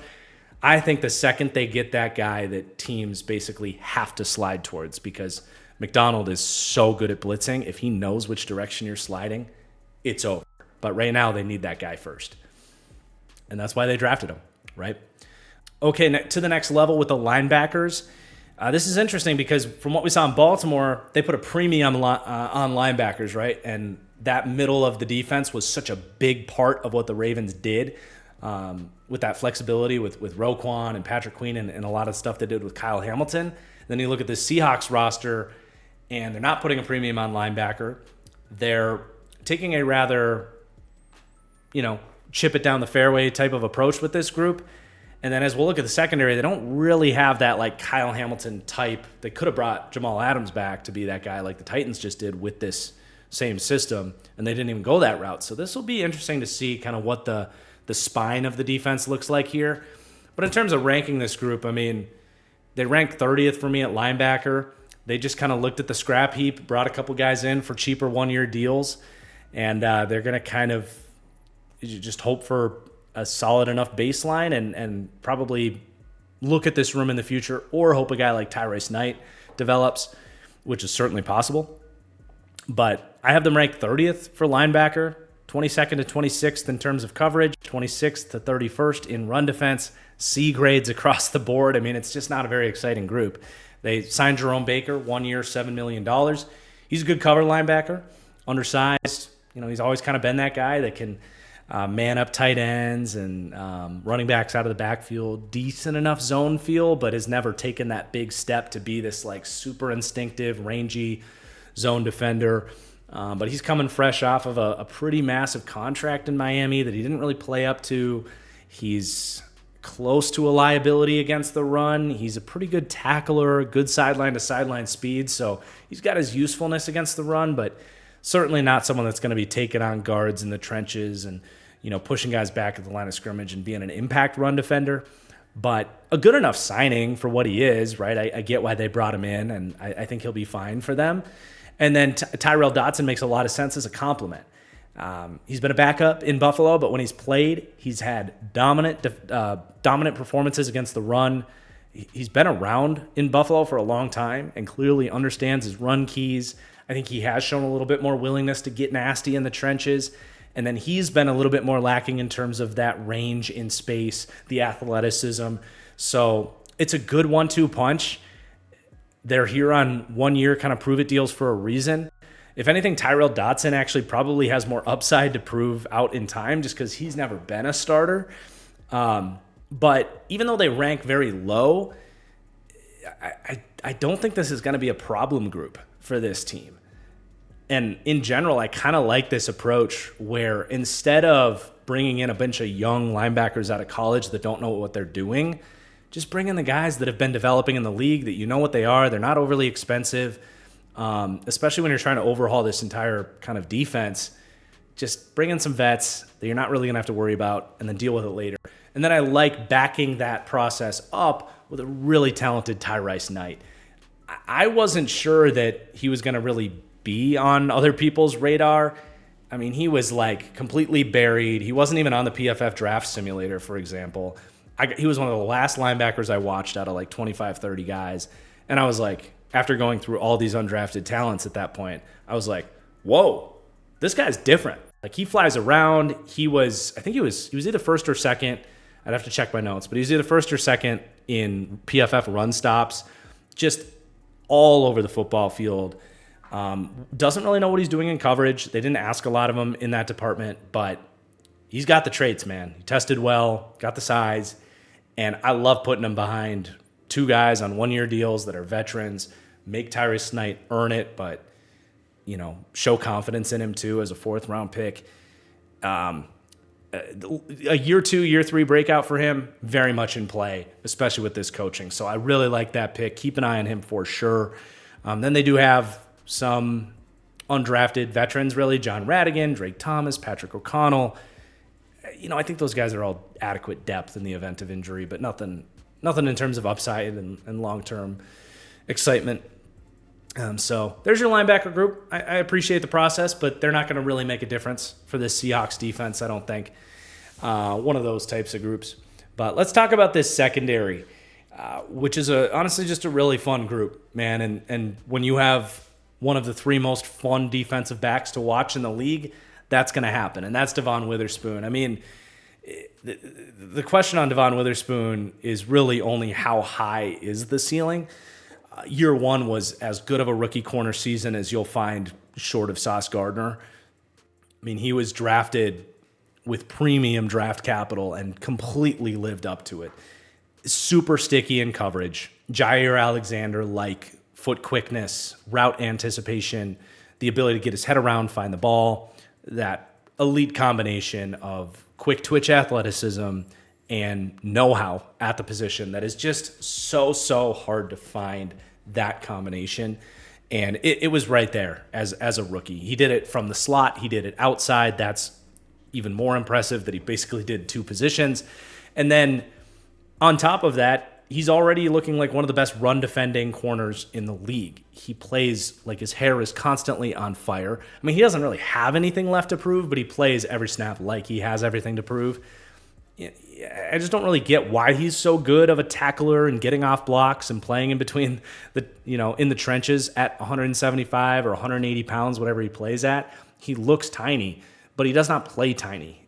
Very unique in that department. So it really is just a matter of like, where does the upside stall? I think he's already in the conversation for a top 10 corner in the NFL. And could he get in the conversation for top 3 this season? Yeah, absolutely. And I just don't think outside of injury, like, I just don't see how he's not a superstar for this team. So he was an absolute hit. I think had a very strong case for defensive rookie of the year with Anderson. It could have been either one, in my opinion. So he's fantastic. Love him. And then Reek Woolen, the former Tariq Woolen, actually had a really good year last year. I would argue he was better last year than he was his rookie year when he had all those interceptions. But people love interceptions, right? But I kind of it's very interesting because in this deep dive last year, I basically called him overrated and called for a drop-off season. And I think a lot of people that didn't watch the film would say he did, that I was right, that he did have a drop-off season. The interceptions weren't there. There was a point in the season where he got benched because his run defense is that bad, which is a whole nother kind of topic. But honestly, I think his anticipation and know-how at the position improved. I think what slaughtered him in that Niners playoff game a year ago, and when he did lose in his rookie season, it was those underneath in breakers against off zone coverage where he just would give that stuff up. And I know it's tough from off zone when you're playing with all that space, but he just wouldn't even bridge that space. He would play with no anticipation in that regard. And there was at least moments when he did.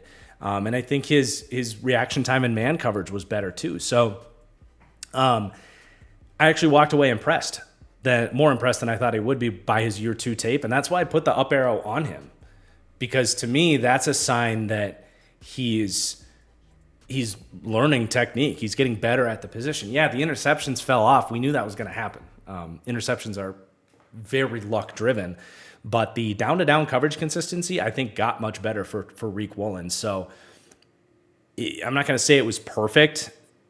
We praised him squeezing routes from off coverage better, but that's still a general weakness in his game. So I want to see continued improvement there. And I just think if he's not covering a go ball, he's just very inconsistent in terms of stickiness in coverage, but was just overall less of a concern, staying in guys' hip pockets on crossing routes and, slants and all that stuff. So my narrative on him has actually shifted. As people are now lower on him, I get to be higher on him, which is fun. I would say that happens about 99.99% of the time with guys that have big outlier seasons with interceptions. But this really could be one of, if not the best, cornerback duos in the league outside of New York, with Sauce and DJ Reed. And we didn't mention the DB coverage ranking at the top, as I should have, but they rank 10th to 18th in that kind of B- tier for secondary. These two guys I think are still ascending, but they're already very good, and those two guys make up a large portion of what is a very solid ranking for this secondary. But obviously, this could be a top 10 secondary if these two guys continue to ascend together. And then CB3 is going to be, in my opinion, what it was last year, which is a rotation between Michael Jackson and Trey Brown. They have the flexibility to play matchups.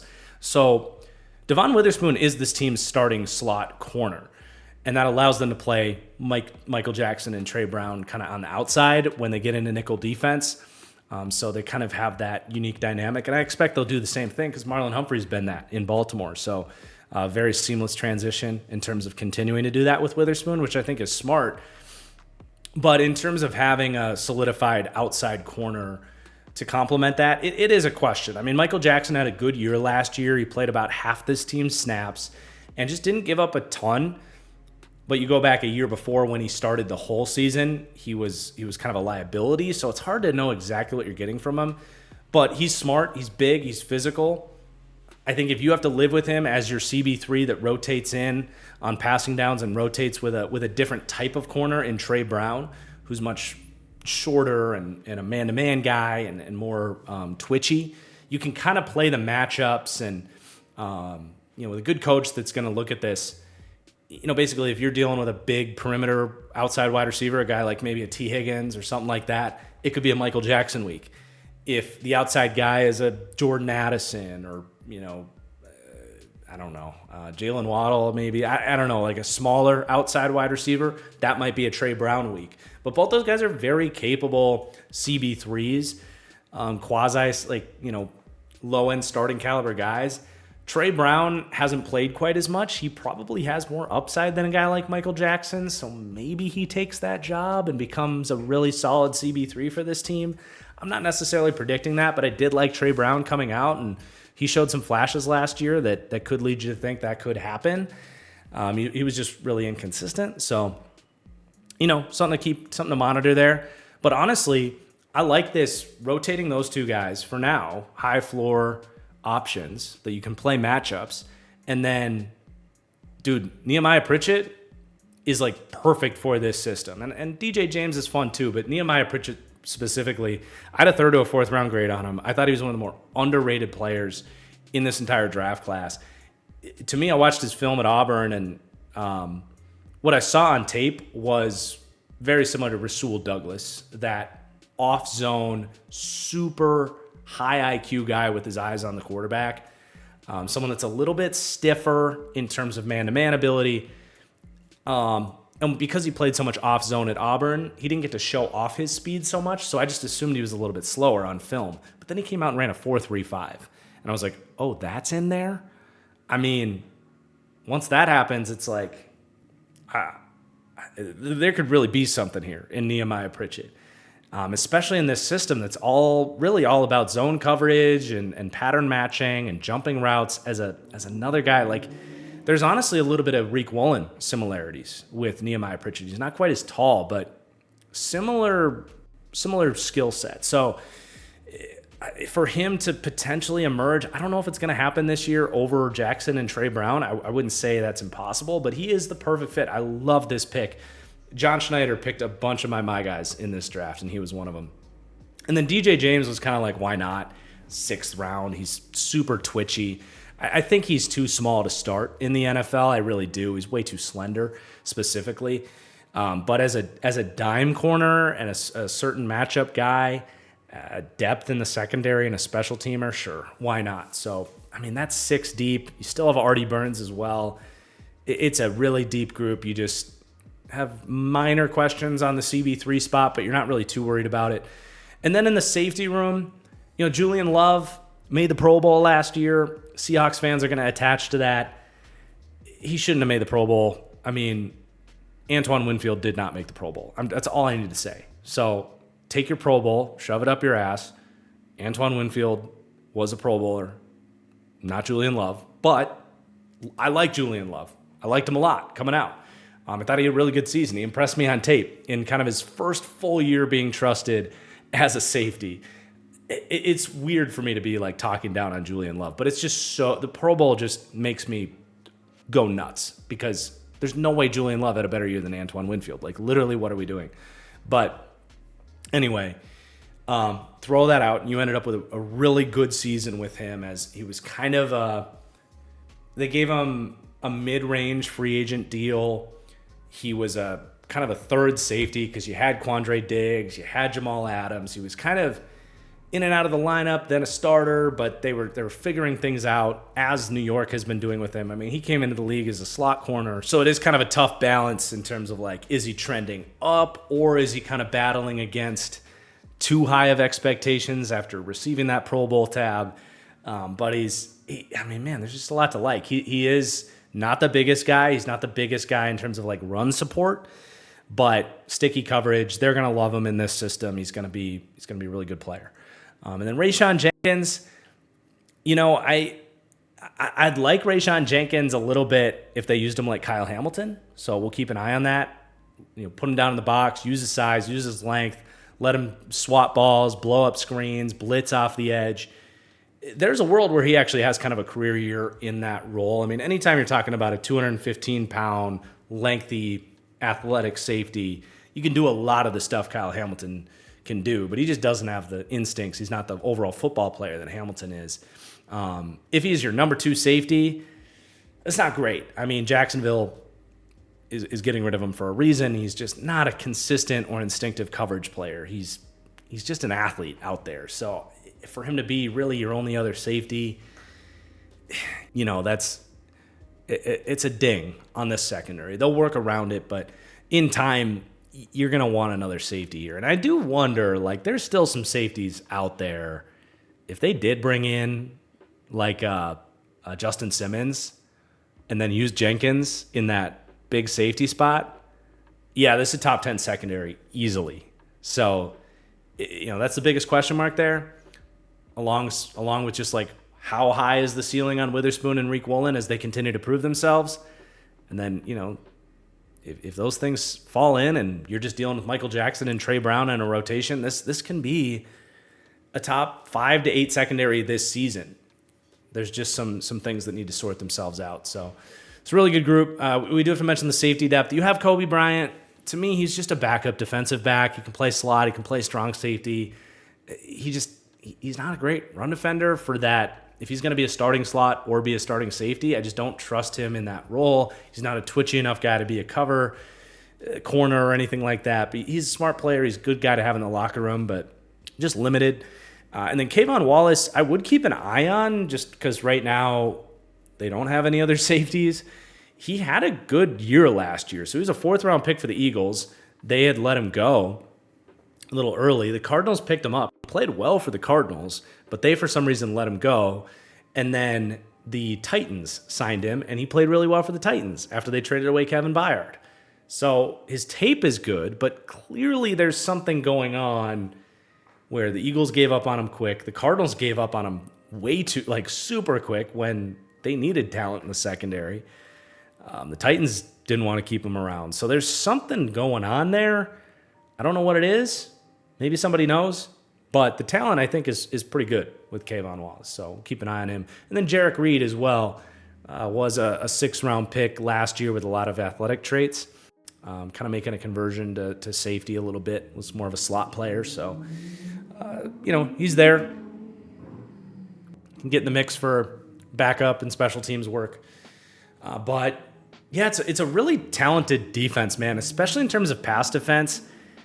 Even though they have some stuff to kind of sort through and some stuff to answer, they still come out 13th in terms of pass defense. Again, these rankings are very much at their floor. So if they're in the top half, just as a starting point before Mike McDonald kind of gets to work here, that's a lot of potential for this defense. That's actually probably the most exciting aspect of this team is the potential for the pass defense. I think they have potential for close to top 5 in terms of pass defense. I really do. And if that happens, this should be a playoff team.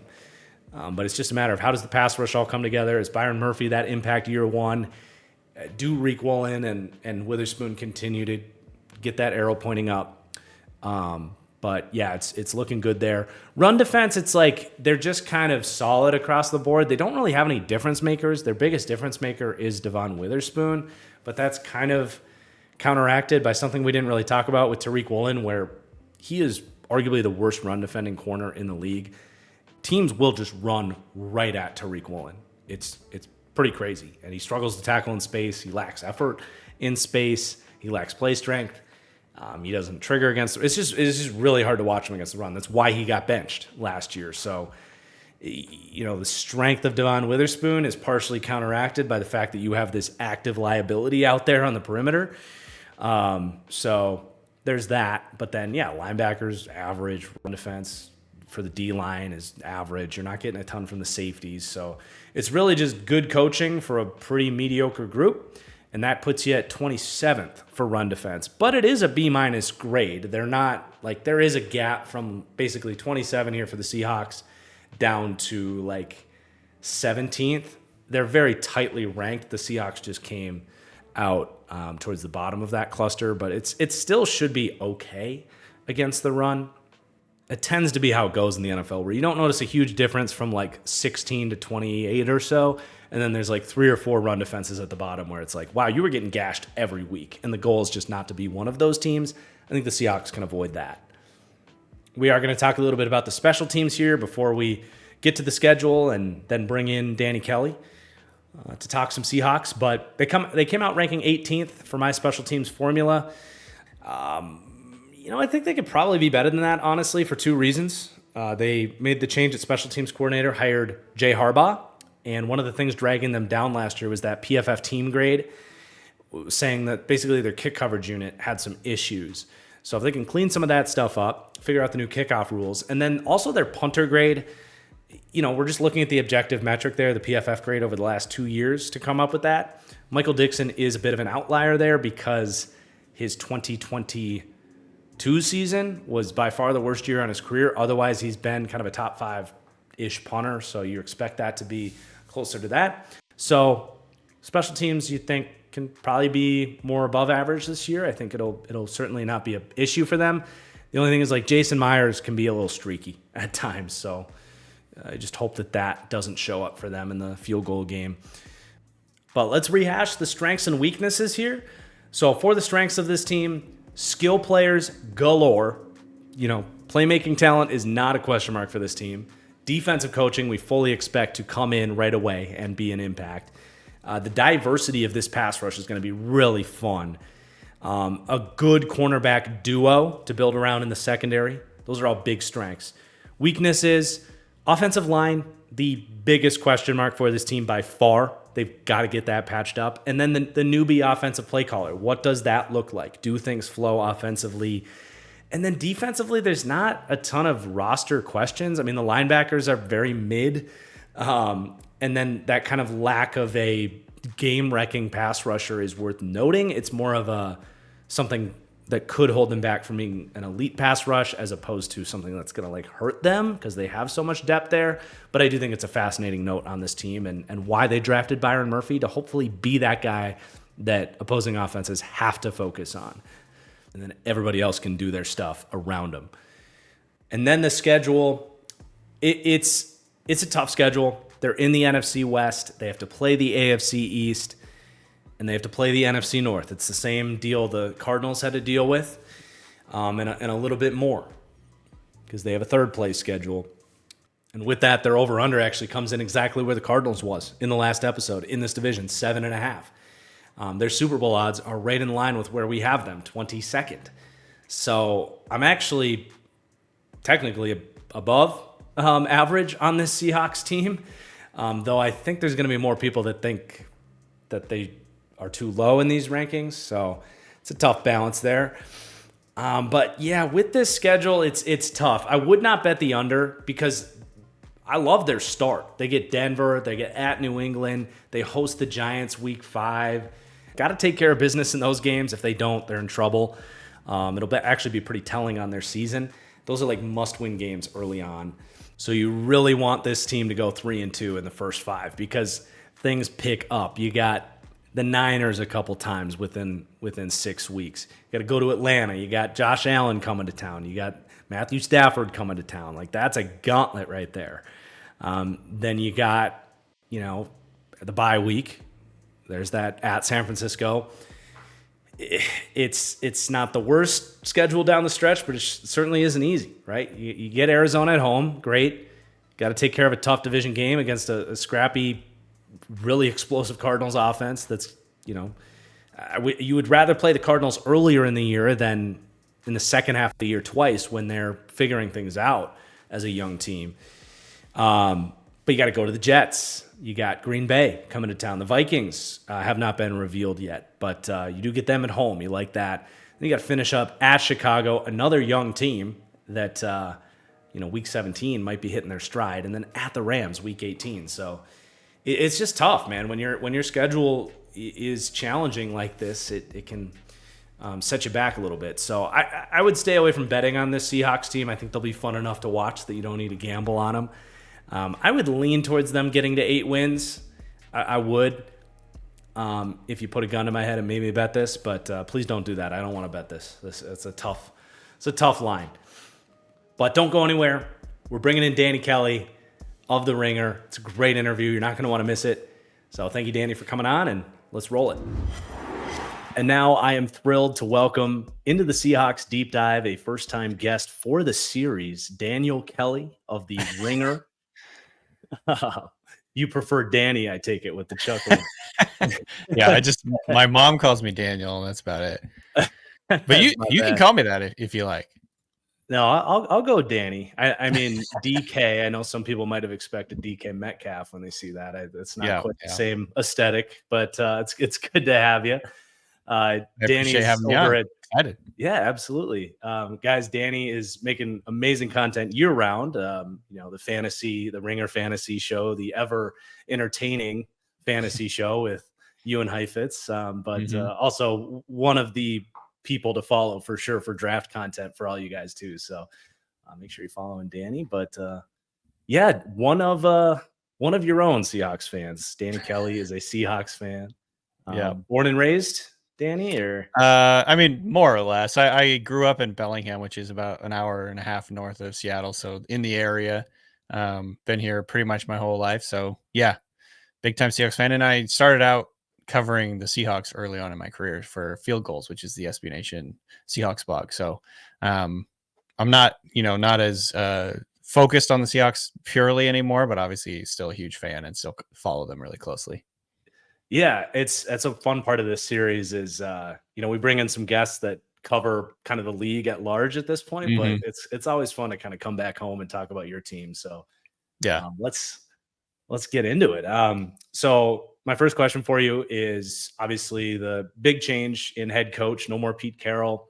Mike Yeah. McDonald's going to be coming in, and like 4 or 5 teams around the league have looked at what Mike McDonald did in Baltimore. They want some of that secret sauce. But I guess what have you sort of learned as you get ready for Mike McDonald to come in terms of what is this magic scheme that everybody wants to get their hands on here for the Yeah. Seahawks?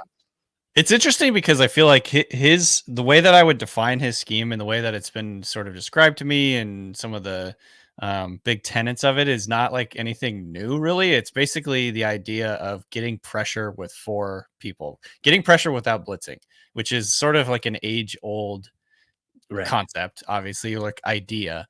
But I think the way that he does it is a little bit unique. And obviously, with any up and coming coordinator, up and coming play caller, whatever, the way that they do it is a little bit novel. The way they do it is harder to tell pre-snap, kind of like disguising everything that you do. And so basically, at its core, the way I understand it, I'm just looking forward to see how they lay it out for the Seahawks. But the way I understand it is getting pressure without blitzing too much. So that means bringing pressure from 100 different angles during a game.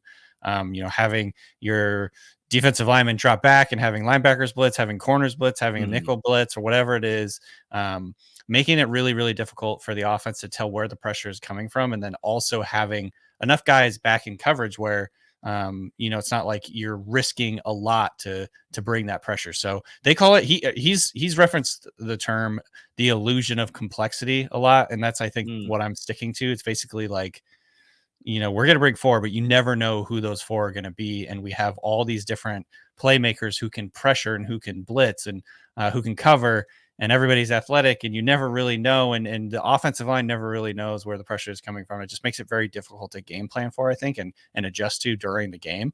And of course, we'll see if it works with the Seahawks skill players or Seahawks defensive players, but I'm very excited to see kind of like how it all goes because it sounds very fun to me. Yeah, I'm equally excited. I mean, it's cool too because I feel like the Seahawks have one of the more, like I guess, hybridized fronts or Mm-hmm. diversity of play styles. I suppose all their Yep. defensive linemen. You got a couple hybrid guys. You got some stand-up edge guys. You got some true hand in the dirt guys. They really do have this balanced build of like 5 or 6 different guys. So it's definitely going to Yep. be one of the things to keep your eyes on this year.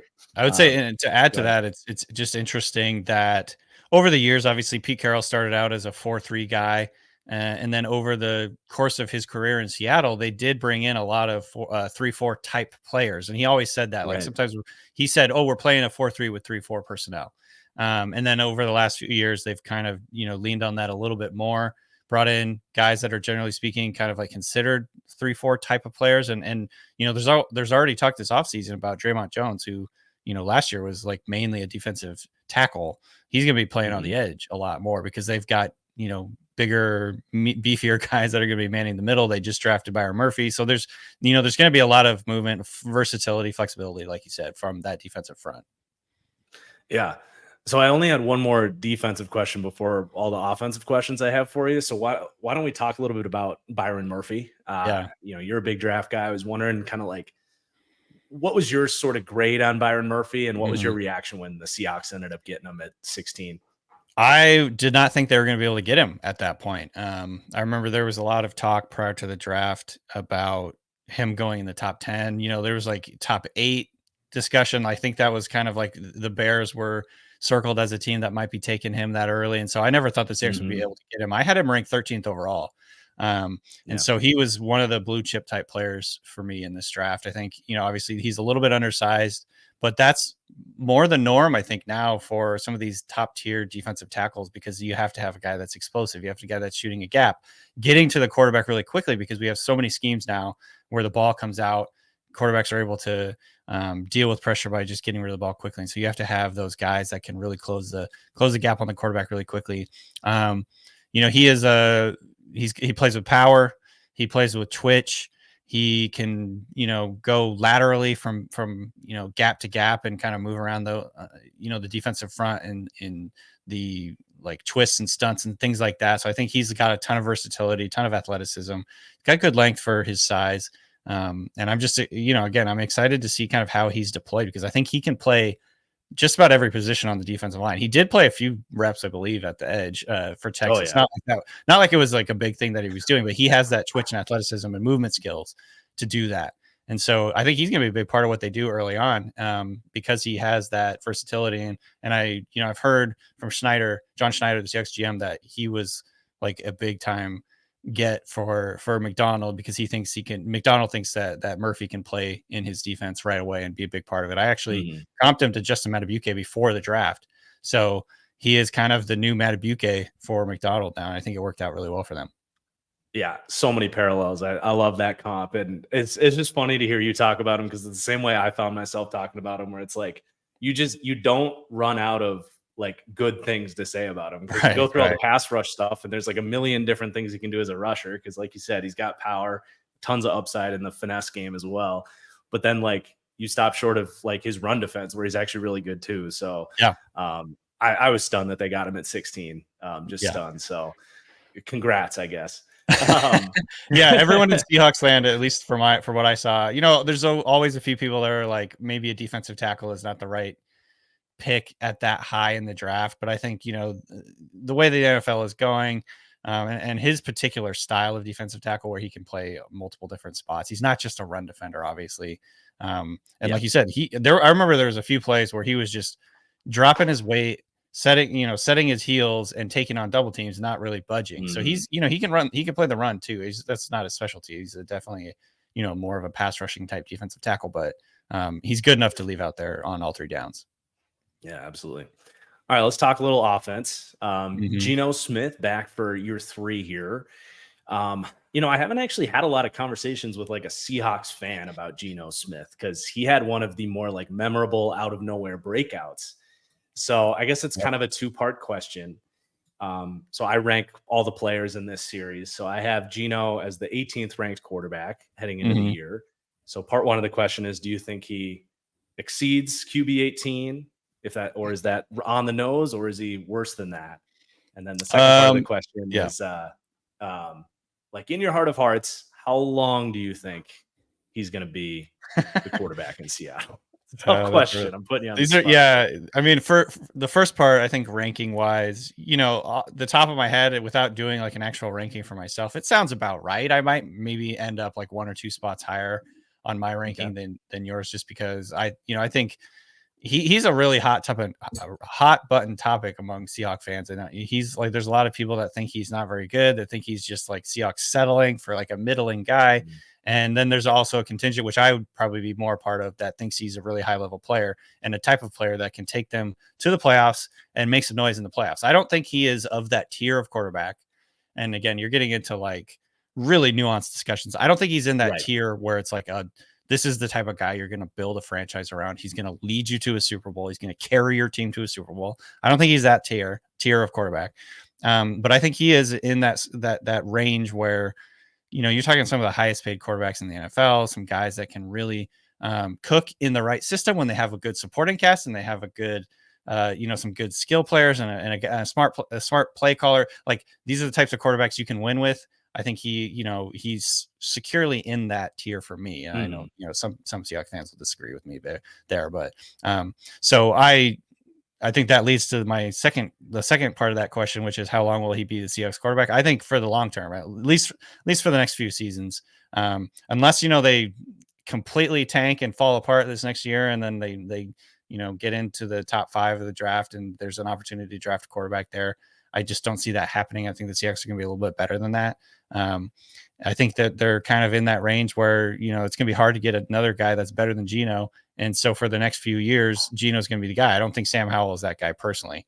I think Sam Howell is a high level backup that it's good to have him because he has some experience starting. He's a guy that can do a little bit of running around. Like he can keep the boat afloat, kind of like in a Gardner Minshew style. But not necessarily a guy that you want to make like your franchise quarterback. So I actually think the Seahawks are pretty well established at quarterback for the time being, especially considering, what their options were and have been the last few years. It's just if I'm a Seahawks fan, I'm pretty happy about what they have at quarterback. Yeah, and this is the final year of his deal, right? I should probably know that, but he's they re-signed him to a contract, I believe, this offseason that it's like one of those quarterback contracts that like they can get out of if they want to.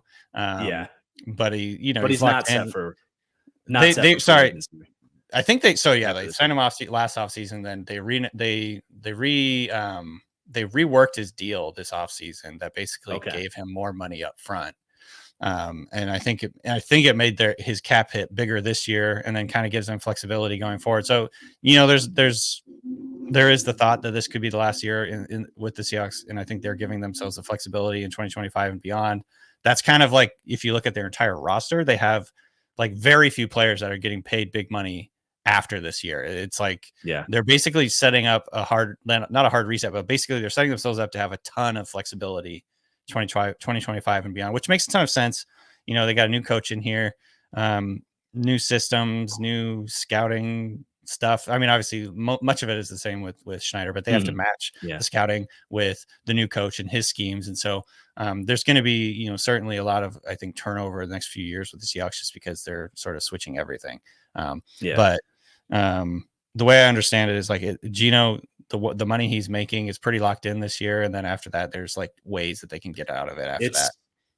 I was just looking at it. So yeah, he'll be 35 next year. This is actually extremely close to kind of how the Vikings played Kirk Cousins, which the way you described kind of what level quarterback he is, that makes a ton of sense.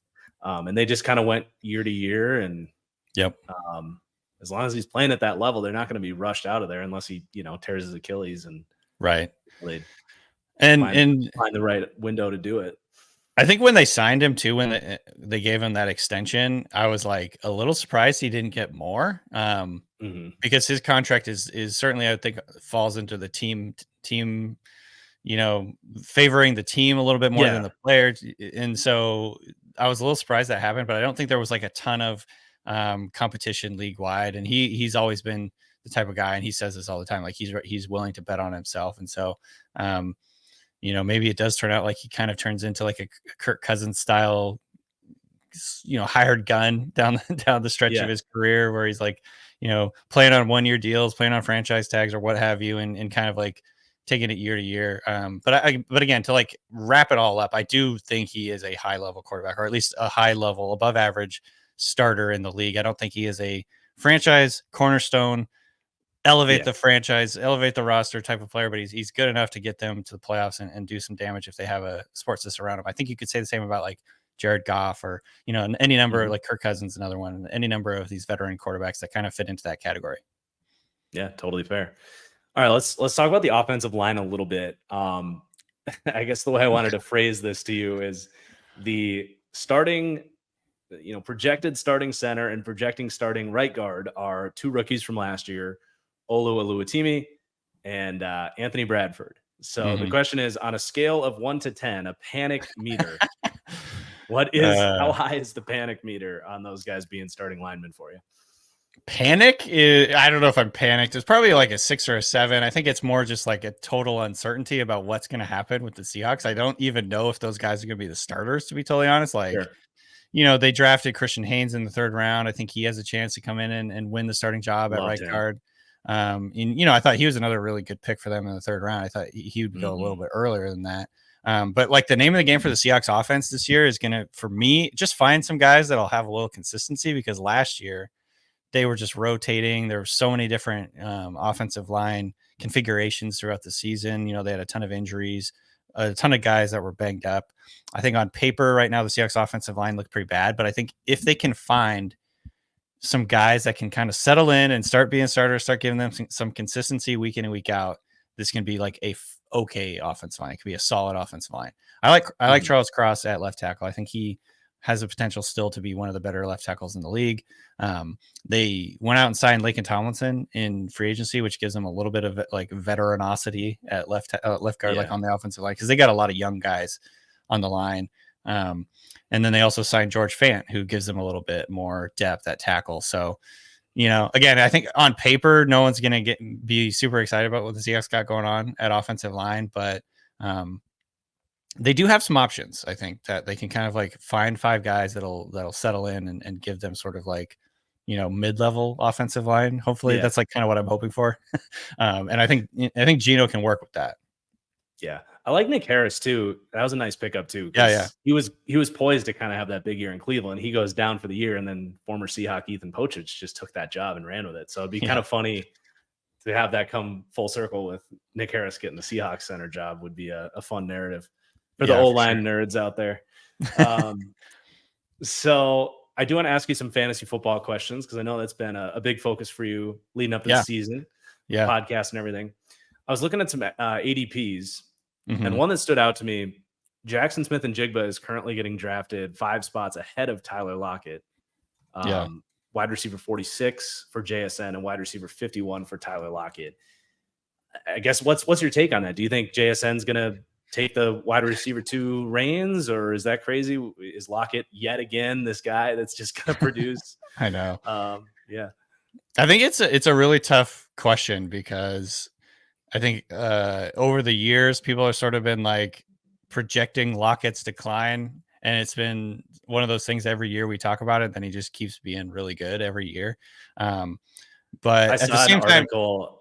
I saw an article that was like Tyler Lockett having a sneaky good season, and I didn't see what year it was from, but right, it could be from any of the last 5 years. 100%, yeah. And and Lockett has always been like one of the more efficient receivers in the NFL. He's a little high Mhm. variance because he is dependent on big plays, generally speaking, throughout his career. But man, he's such a dangerous deep threat. He still has the speed. He still has the ball tracking. He's just like a wily downfield receiver. Knows how to get open. Knows how to create separation late in his route and kind of like make these impossible looking catches. He of course was, I think, paired with the perfect quarterback in Russell Wilson for a long time because of his deep ball prowess and Russell Wilson's deep ball prowess and sort of that connection that Mhm. they had. Um, but I'd say, Lockett is still a dangerous receiver, but I think he is the type of guy who's probably going to trend towards having less volume as he gets older. Um, and then I think you'll see Jackson Smith and Jigba probably step into a bigger role going forward. And now this is all projection, of course, and it may not happen, but I'm just thinking like, what we know of the Ryan Grubb offense, this is like the Washington offense that the Seahawks are Mhm. bringing to the NFL. Um, slot the slot guy in that offense has gotten a lot of numbers in terms of like the easy button plays in the offense Yeah. because this offense is sort of like there's a lot of easy stuff, short and intermediate area that kind of like get rid of the ball quickly, but then they also take a ton of like aggressive shots downfield. And the quarterback, it's up to the quarterback to sort of like go through his progressions quickly and decide what's going to be there.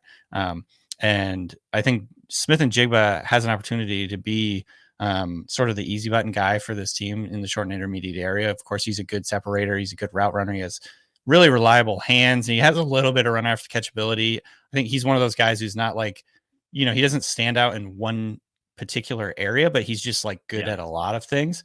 And so, again, this is maybe just me hoping that they're going to use him in that role, but I think he has a chance to have a lot more volume um, and become more of a go-to guy. Whereas Lockett is going to be, I think, transitioning to be more of sort of like a role player, a guy that can take the lid off the defense. He's still going to be certainly involved, but maybe not quite as big of a target in this offense as we saw last year. I'm actually looking Yeah. at the numbers right now. He averaged more receptions per game than even Metcalf. So Lockett did. Wow. And so, again, maybe we're just projecting Lockett's demise a little too early once again, but the man is he's like over 30 now. At some point he's going to start He's slowing down. 32. He's Yeah. 32 years old. Yep. So again, I don't know. Maybe Lockett for the 4th straight year is like one of the better values in fantasy, but I still am a big believer in Jackson Smith and Jigba. And I mean, if you look at the way they used him last year, it was like nonsensical for 75% of the season. It was just like he'd come in and they'd run a screen to him and then he'd like leave. It was like so frustrating to watch. And it was really a 2 receiver team because a lot of the time they were platooning the tight end position. They had like 3 different guys they were playing. Yeah. And this is a team that still likes to run the ball too. They weren't necessarily like a high run rate type team, but Smith and Jigba was just a afterthought in the offense. And I think that's Mhm. going to change this year. Everything you hear about him from the beat reporters, everybody that's there watching the practices last year, even was he's just freaking good. Like he is really, really good, always open, always catching everything. He has a, vacuum hands. He was dominating everything. And then they just like decided not to use him at all. So it's a Yeah. little bit of a head scratcher, and then, there was a thing I saw. I can't remember. I think it was at the Super Bowl. He was getting interviewed and they're like, what do you think of Shane Waldron? And he was like, are we live? Like, can I actually tell you what I think? Like he like clearly had problems with the way that Waldron used him last year, which I don't really blame him. Cause again, like halfway through the season, the only thing he was getting was screenplay. So his ADOT was like negative. And so I'm hoping that'll change this year. Yeah, I think that's all well put. No reason to believe he can't take that big step. Okay, the other one that caught my eye was Kenneth Walker as RB16, which is saying in most leagues he's not even like an RB1. Right. Yeah, how do you think he ends up this year with that potential split as well with Charbonnet? Yeah, again, another really impossible one to give you here, because I think new coaching staff, new coach, new offense coordinator, new coach, like basically no connections whatsoever to Kenneth Walker. So it's pretty impossible to say. And then I think a lot of people are sort of making the connection that Zach Charbonnet is much more similar to like a Dylan Johnson type of player. That was the Huskies, rough and tumble, between the tackles, grinding running back last year. Like, I think people are making the connection that this is a very Dylan Johnson-esque type player in Charbonnet. So maybe he becomes the lead back, and they're both second round picks. And I think some Seahawks fans are a little annoyed because Walker is a little bit boom bust in the way that he runs. He likes to bounce it. He likes to dance behind the line. Some people I think would prefer he just get downfield and pick a lane and go. But for me, I'm like a Kenneth Walker truther. I just think he's one of the most talented runners in the NFL, like full stop. Like if I was, drafting from like a blank slate, like he'd be up there in the top 10 for me. And so, if I was coaching the Seahawks, Kenneth Walker would be the lead back for sure. But we don't know that at all. And so I think there's just a ton of uncertainty as we go into the season with Kenneth Walker. And I think that's what's driving his ADP down. I think it's valid. And we could see sort of like a 50-50 split here. But at the end of the day, like to me, Walker is like explosive, big play guy. He's creating, big explosive plays by himself, even when the offensive line isn't blocking it up for him. Oh yeah. And so to me, he's the best back in that offense, but we'll see what the coaches think. So the one question I have about Walker is, have you ever like picked up anything, be it from like a scouting perspective or just watching the broadcast live, as to why he's never really been this like super productive receiving back? Because he's got the skills for it, but it just has never really been there. Right. Or do you think it's just usage, like pure lack of usage? That's a good question. I don't really know. I mean, obviously, like you said, he didn't catch very many passes in college. That was a huge concern for him coming into the league. I think there's been times where he's been pretty effective catching the football on screenplays and things like that. I don't think he really has it in his bag to be, a big route runner guy that's going to like Christian McCaffrey something in the out of the backfield, and he's like making guys miss or whatever. But maybe it's just his pass blocking is a little bit hit or miss, like picking the right guy and finishing the pass block. But they haven't used him a ton on third down. In fact, last year I think Charbonnet was coming in and spelling him on that. That was maybe just a big part of his role last year, and they just wanted to get Charbonnet involved. But yeah, that's like the big question mark, I think, for him in 2024. Like, are they going to get him involved in the passing game a little bit more?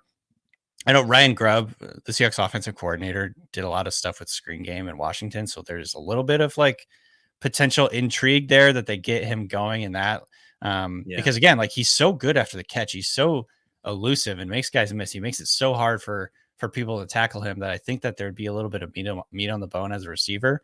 But we haven't seen the Seahawks really commit to him in that way. And so that's probably a big signal. It's probably going to be Charbonnet coming in. Charbonnet is like one of those running backs who's just always in the right place, always, doing the right thing. Coaches seem to love that. And I think that probably locks Charbonnet into at least a part-time role on third downs. And so, yeah, I wouldn't get too excited about Walker being a pass catcher and really making a big impact in that area. But they're, maybe they get him a little bit more involved in the screen game, which could open things up, because the Seahawks, by the way, haven't really been good at screens since like I can remember. That's always been so frustrating. They just can't run screens. I think Geno is a much better screen pass player. Like, I think there's a little bit of an art in setting up the screen pass. Yeah. And Russell Wilson was just god awful at it. For whatever reason, he would just like either get sacked or the ball batted down, or they would know immediately it was a screen. He was like some tell or something. But during the Russell Wilson era, they were just absolutely awful at screenplays. And Geno's a lot better at it, but it has not still been like a big part of their game in terms of like getting the running back involved. Okay. Yeah, it's an interesting dynamic, because I think you think of like the run game and like, oh, Charbonnet's got the size and he's taking carries away from Walker for that reason. I think when you really boil it down, I think it's more about the third down stuff, and Walker's missing out on some of that stuff. So it's like, can he just get a little better as like a pass blocker, maybe, to earn that trust? And that's where I think you could see him overperform RB16. Yeah. But yeah, I think that sounds about right. RB16 personally. All right, a couple more questions for you, Danny. Mm-hmm. Noah Fant is a guy I'm really intrigued by this year, because basically, I mean, I think he's talented. I think there's a trajectory for tight ends like this that can take maybe 4 or 5 years. This was, what was he, like the 10th pick in the draft, or am I making that up? Or the Seahawks? I think he was a little bit the lower. He got drafted by the Broncos, I believe. The Broncos had the 10th pick, moved down, I think, and took him at like 20. Yeah. Let's see here. He's the 20th overall pick, 2019. Was it the same year as Hawkinson? I want to say Hawkinson and him came out of the draft the same year. That does sound right. So that's probably where my brain is doing mental gymnastics. Right. But either way, a top 20 pick in the draft. So like, he has the draft pedigree. Mm-hmm. But the most important thing probably is you mentioned earlier that the tight end split. Will Dissly and Colby Parkinson are gone now. Yep. I think Noah Fant's like one of those, like, if you're not drafting tight end early in your fantasy drafts, he's like the guy I find myself wanting like all the time towards the end of the draft. Are you on board with me with that, or am I crazy? Oh, I am for sure. I with any tight end who is like at best the third option in an offense, it's kind of tough to like project a really big amount of volume in fantasy.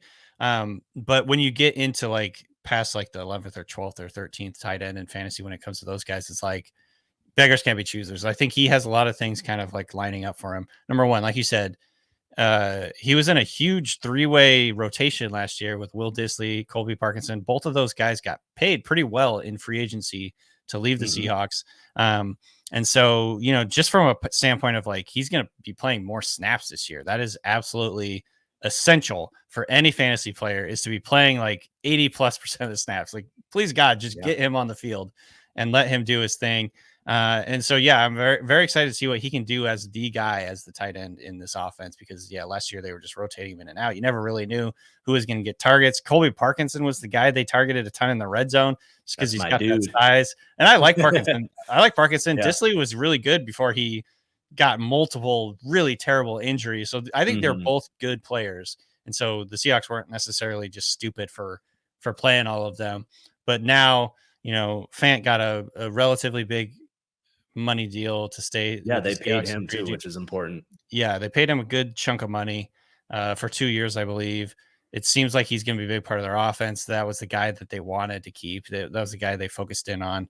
And he's really athletic. He can stretch the seam. Every time I watch him, it feels like he's making a good play. It's just a matter of getting him more opportunities, and that could happen this year. So I wouldn't go all in on him. I wouldn't make him like your tight end 1 in fantasy, but I definitely think he's a really good sleeper at the tight end position, just because he has the talent, he has the speed, he has the dynamic athletic ability to like run routes and get open and do stuff after the catch. And now he's finally, in theory, going to be playing enough snaps and running enough routes to make him fantasy relevant. And so, he's definitely one of the sleeper tight ends for me this year. I really excited to see how they utilize him in this offense. And I think he's going to be much more of a pass catcher than a blocker. So all those things are obviously really good in fantasy. Yeah. All right. Last question. I'm putting you on the spot here. The Seahawks over-under is 7.5. Now, I haven't, as of this sit down, haven't looked at their schedule quite yet. But if we're betting a sandwich on it or something, what would you go, over or I, under 7.5?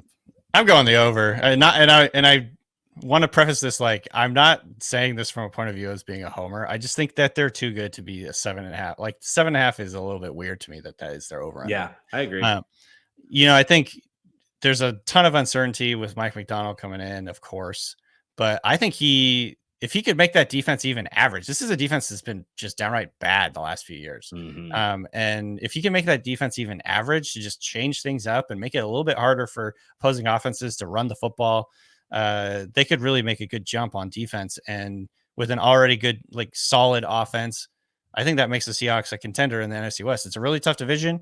They're going to have a tough schedule because of that division.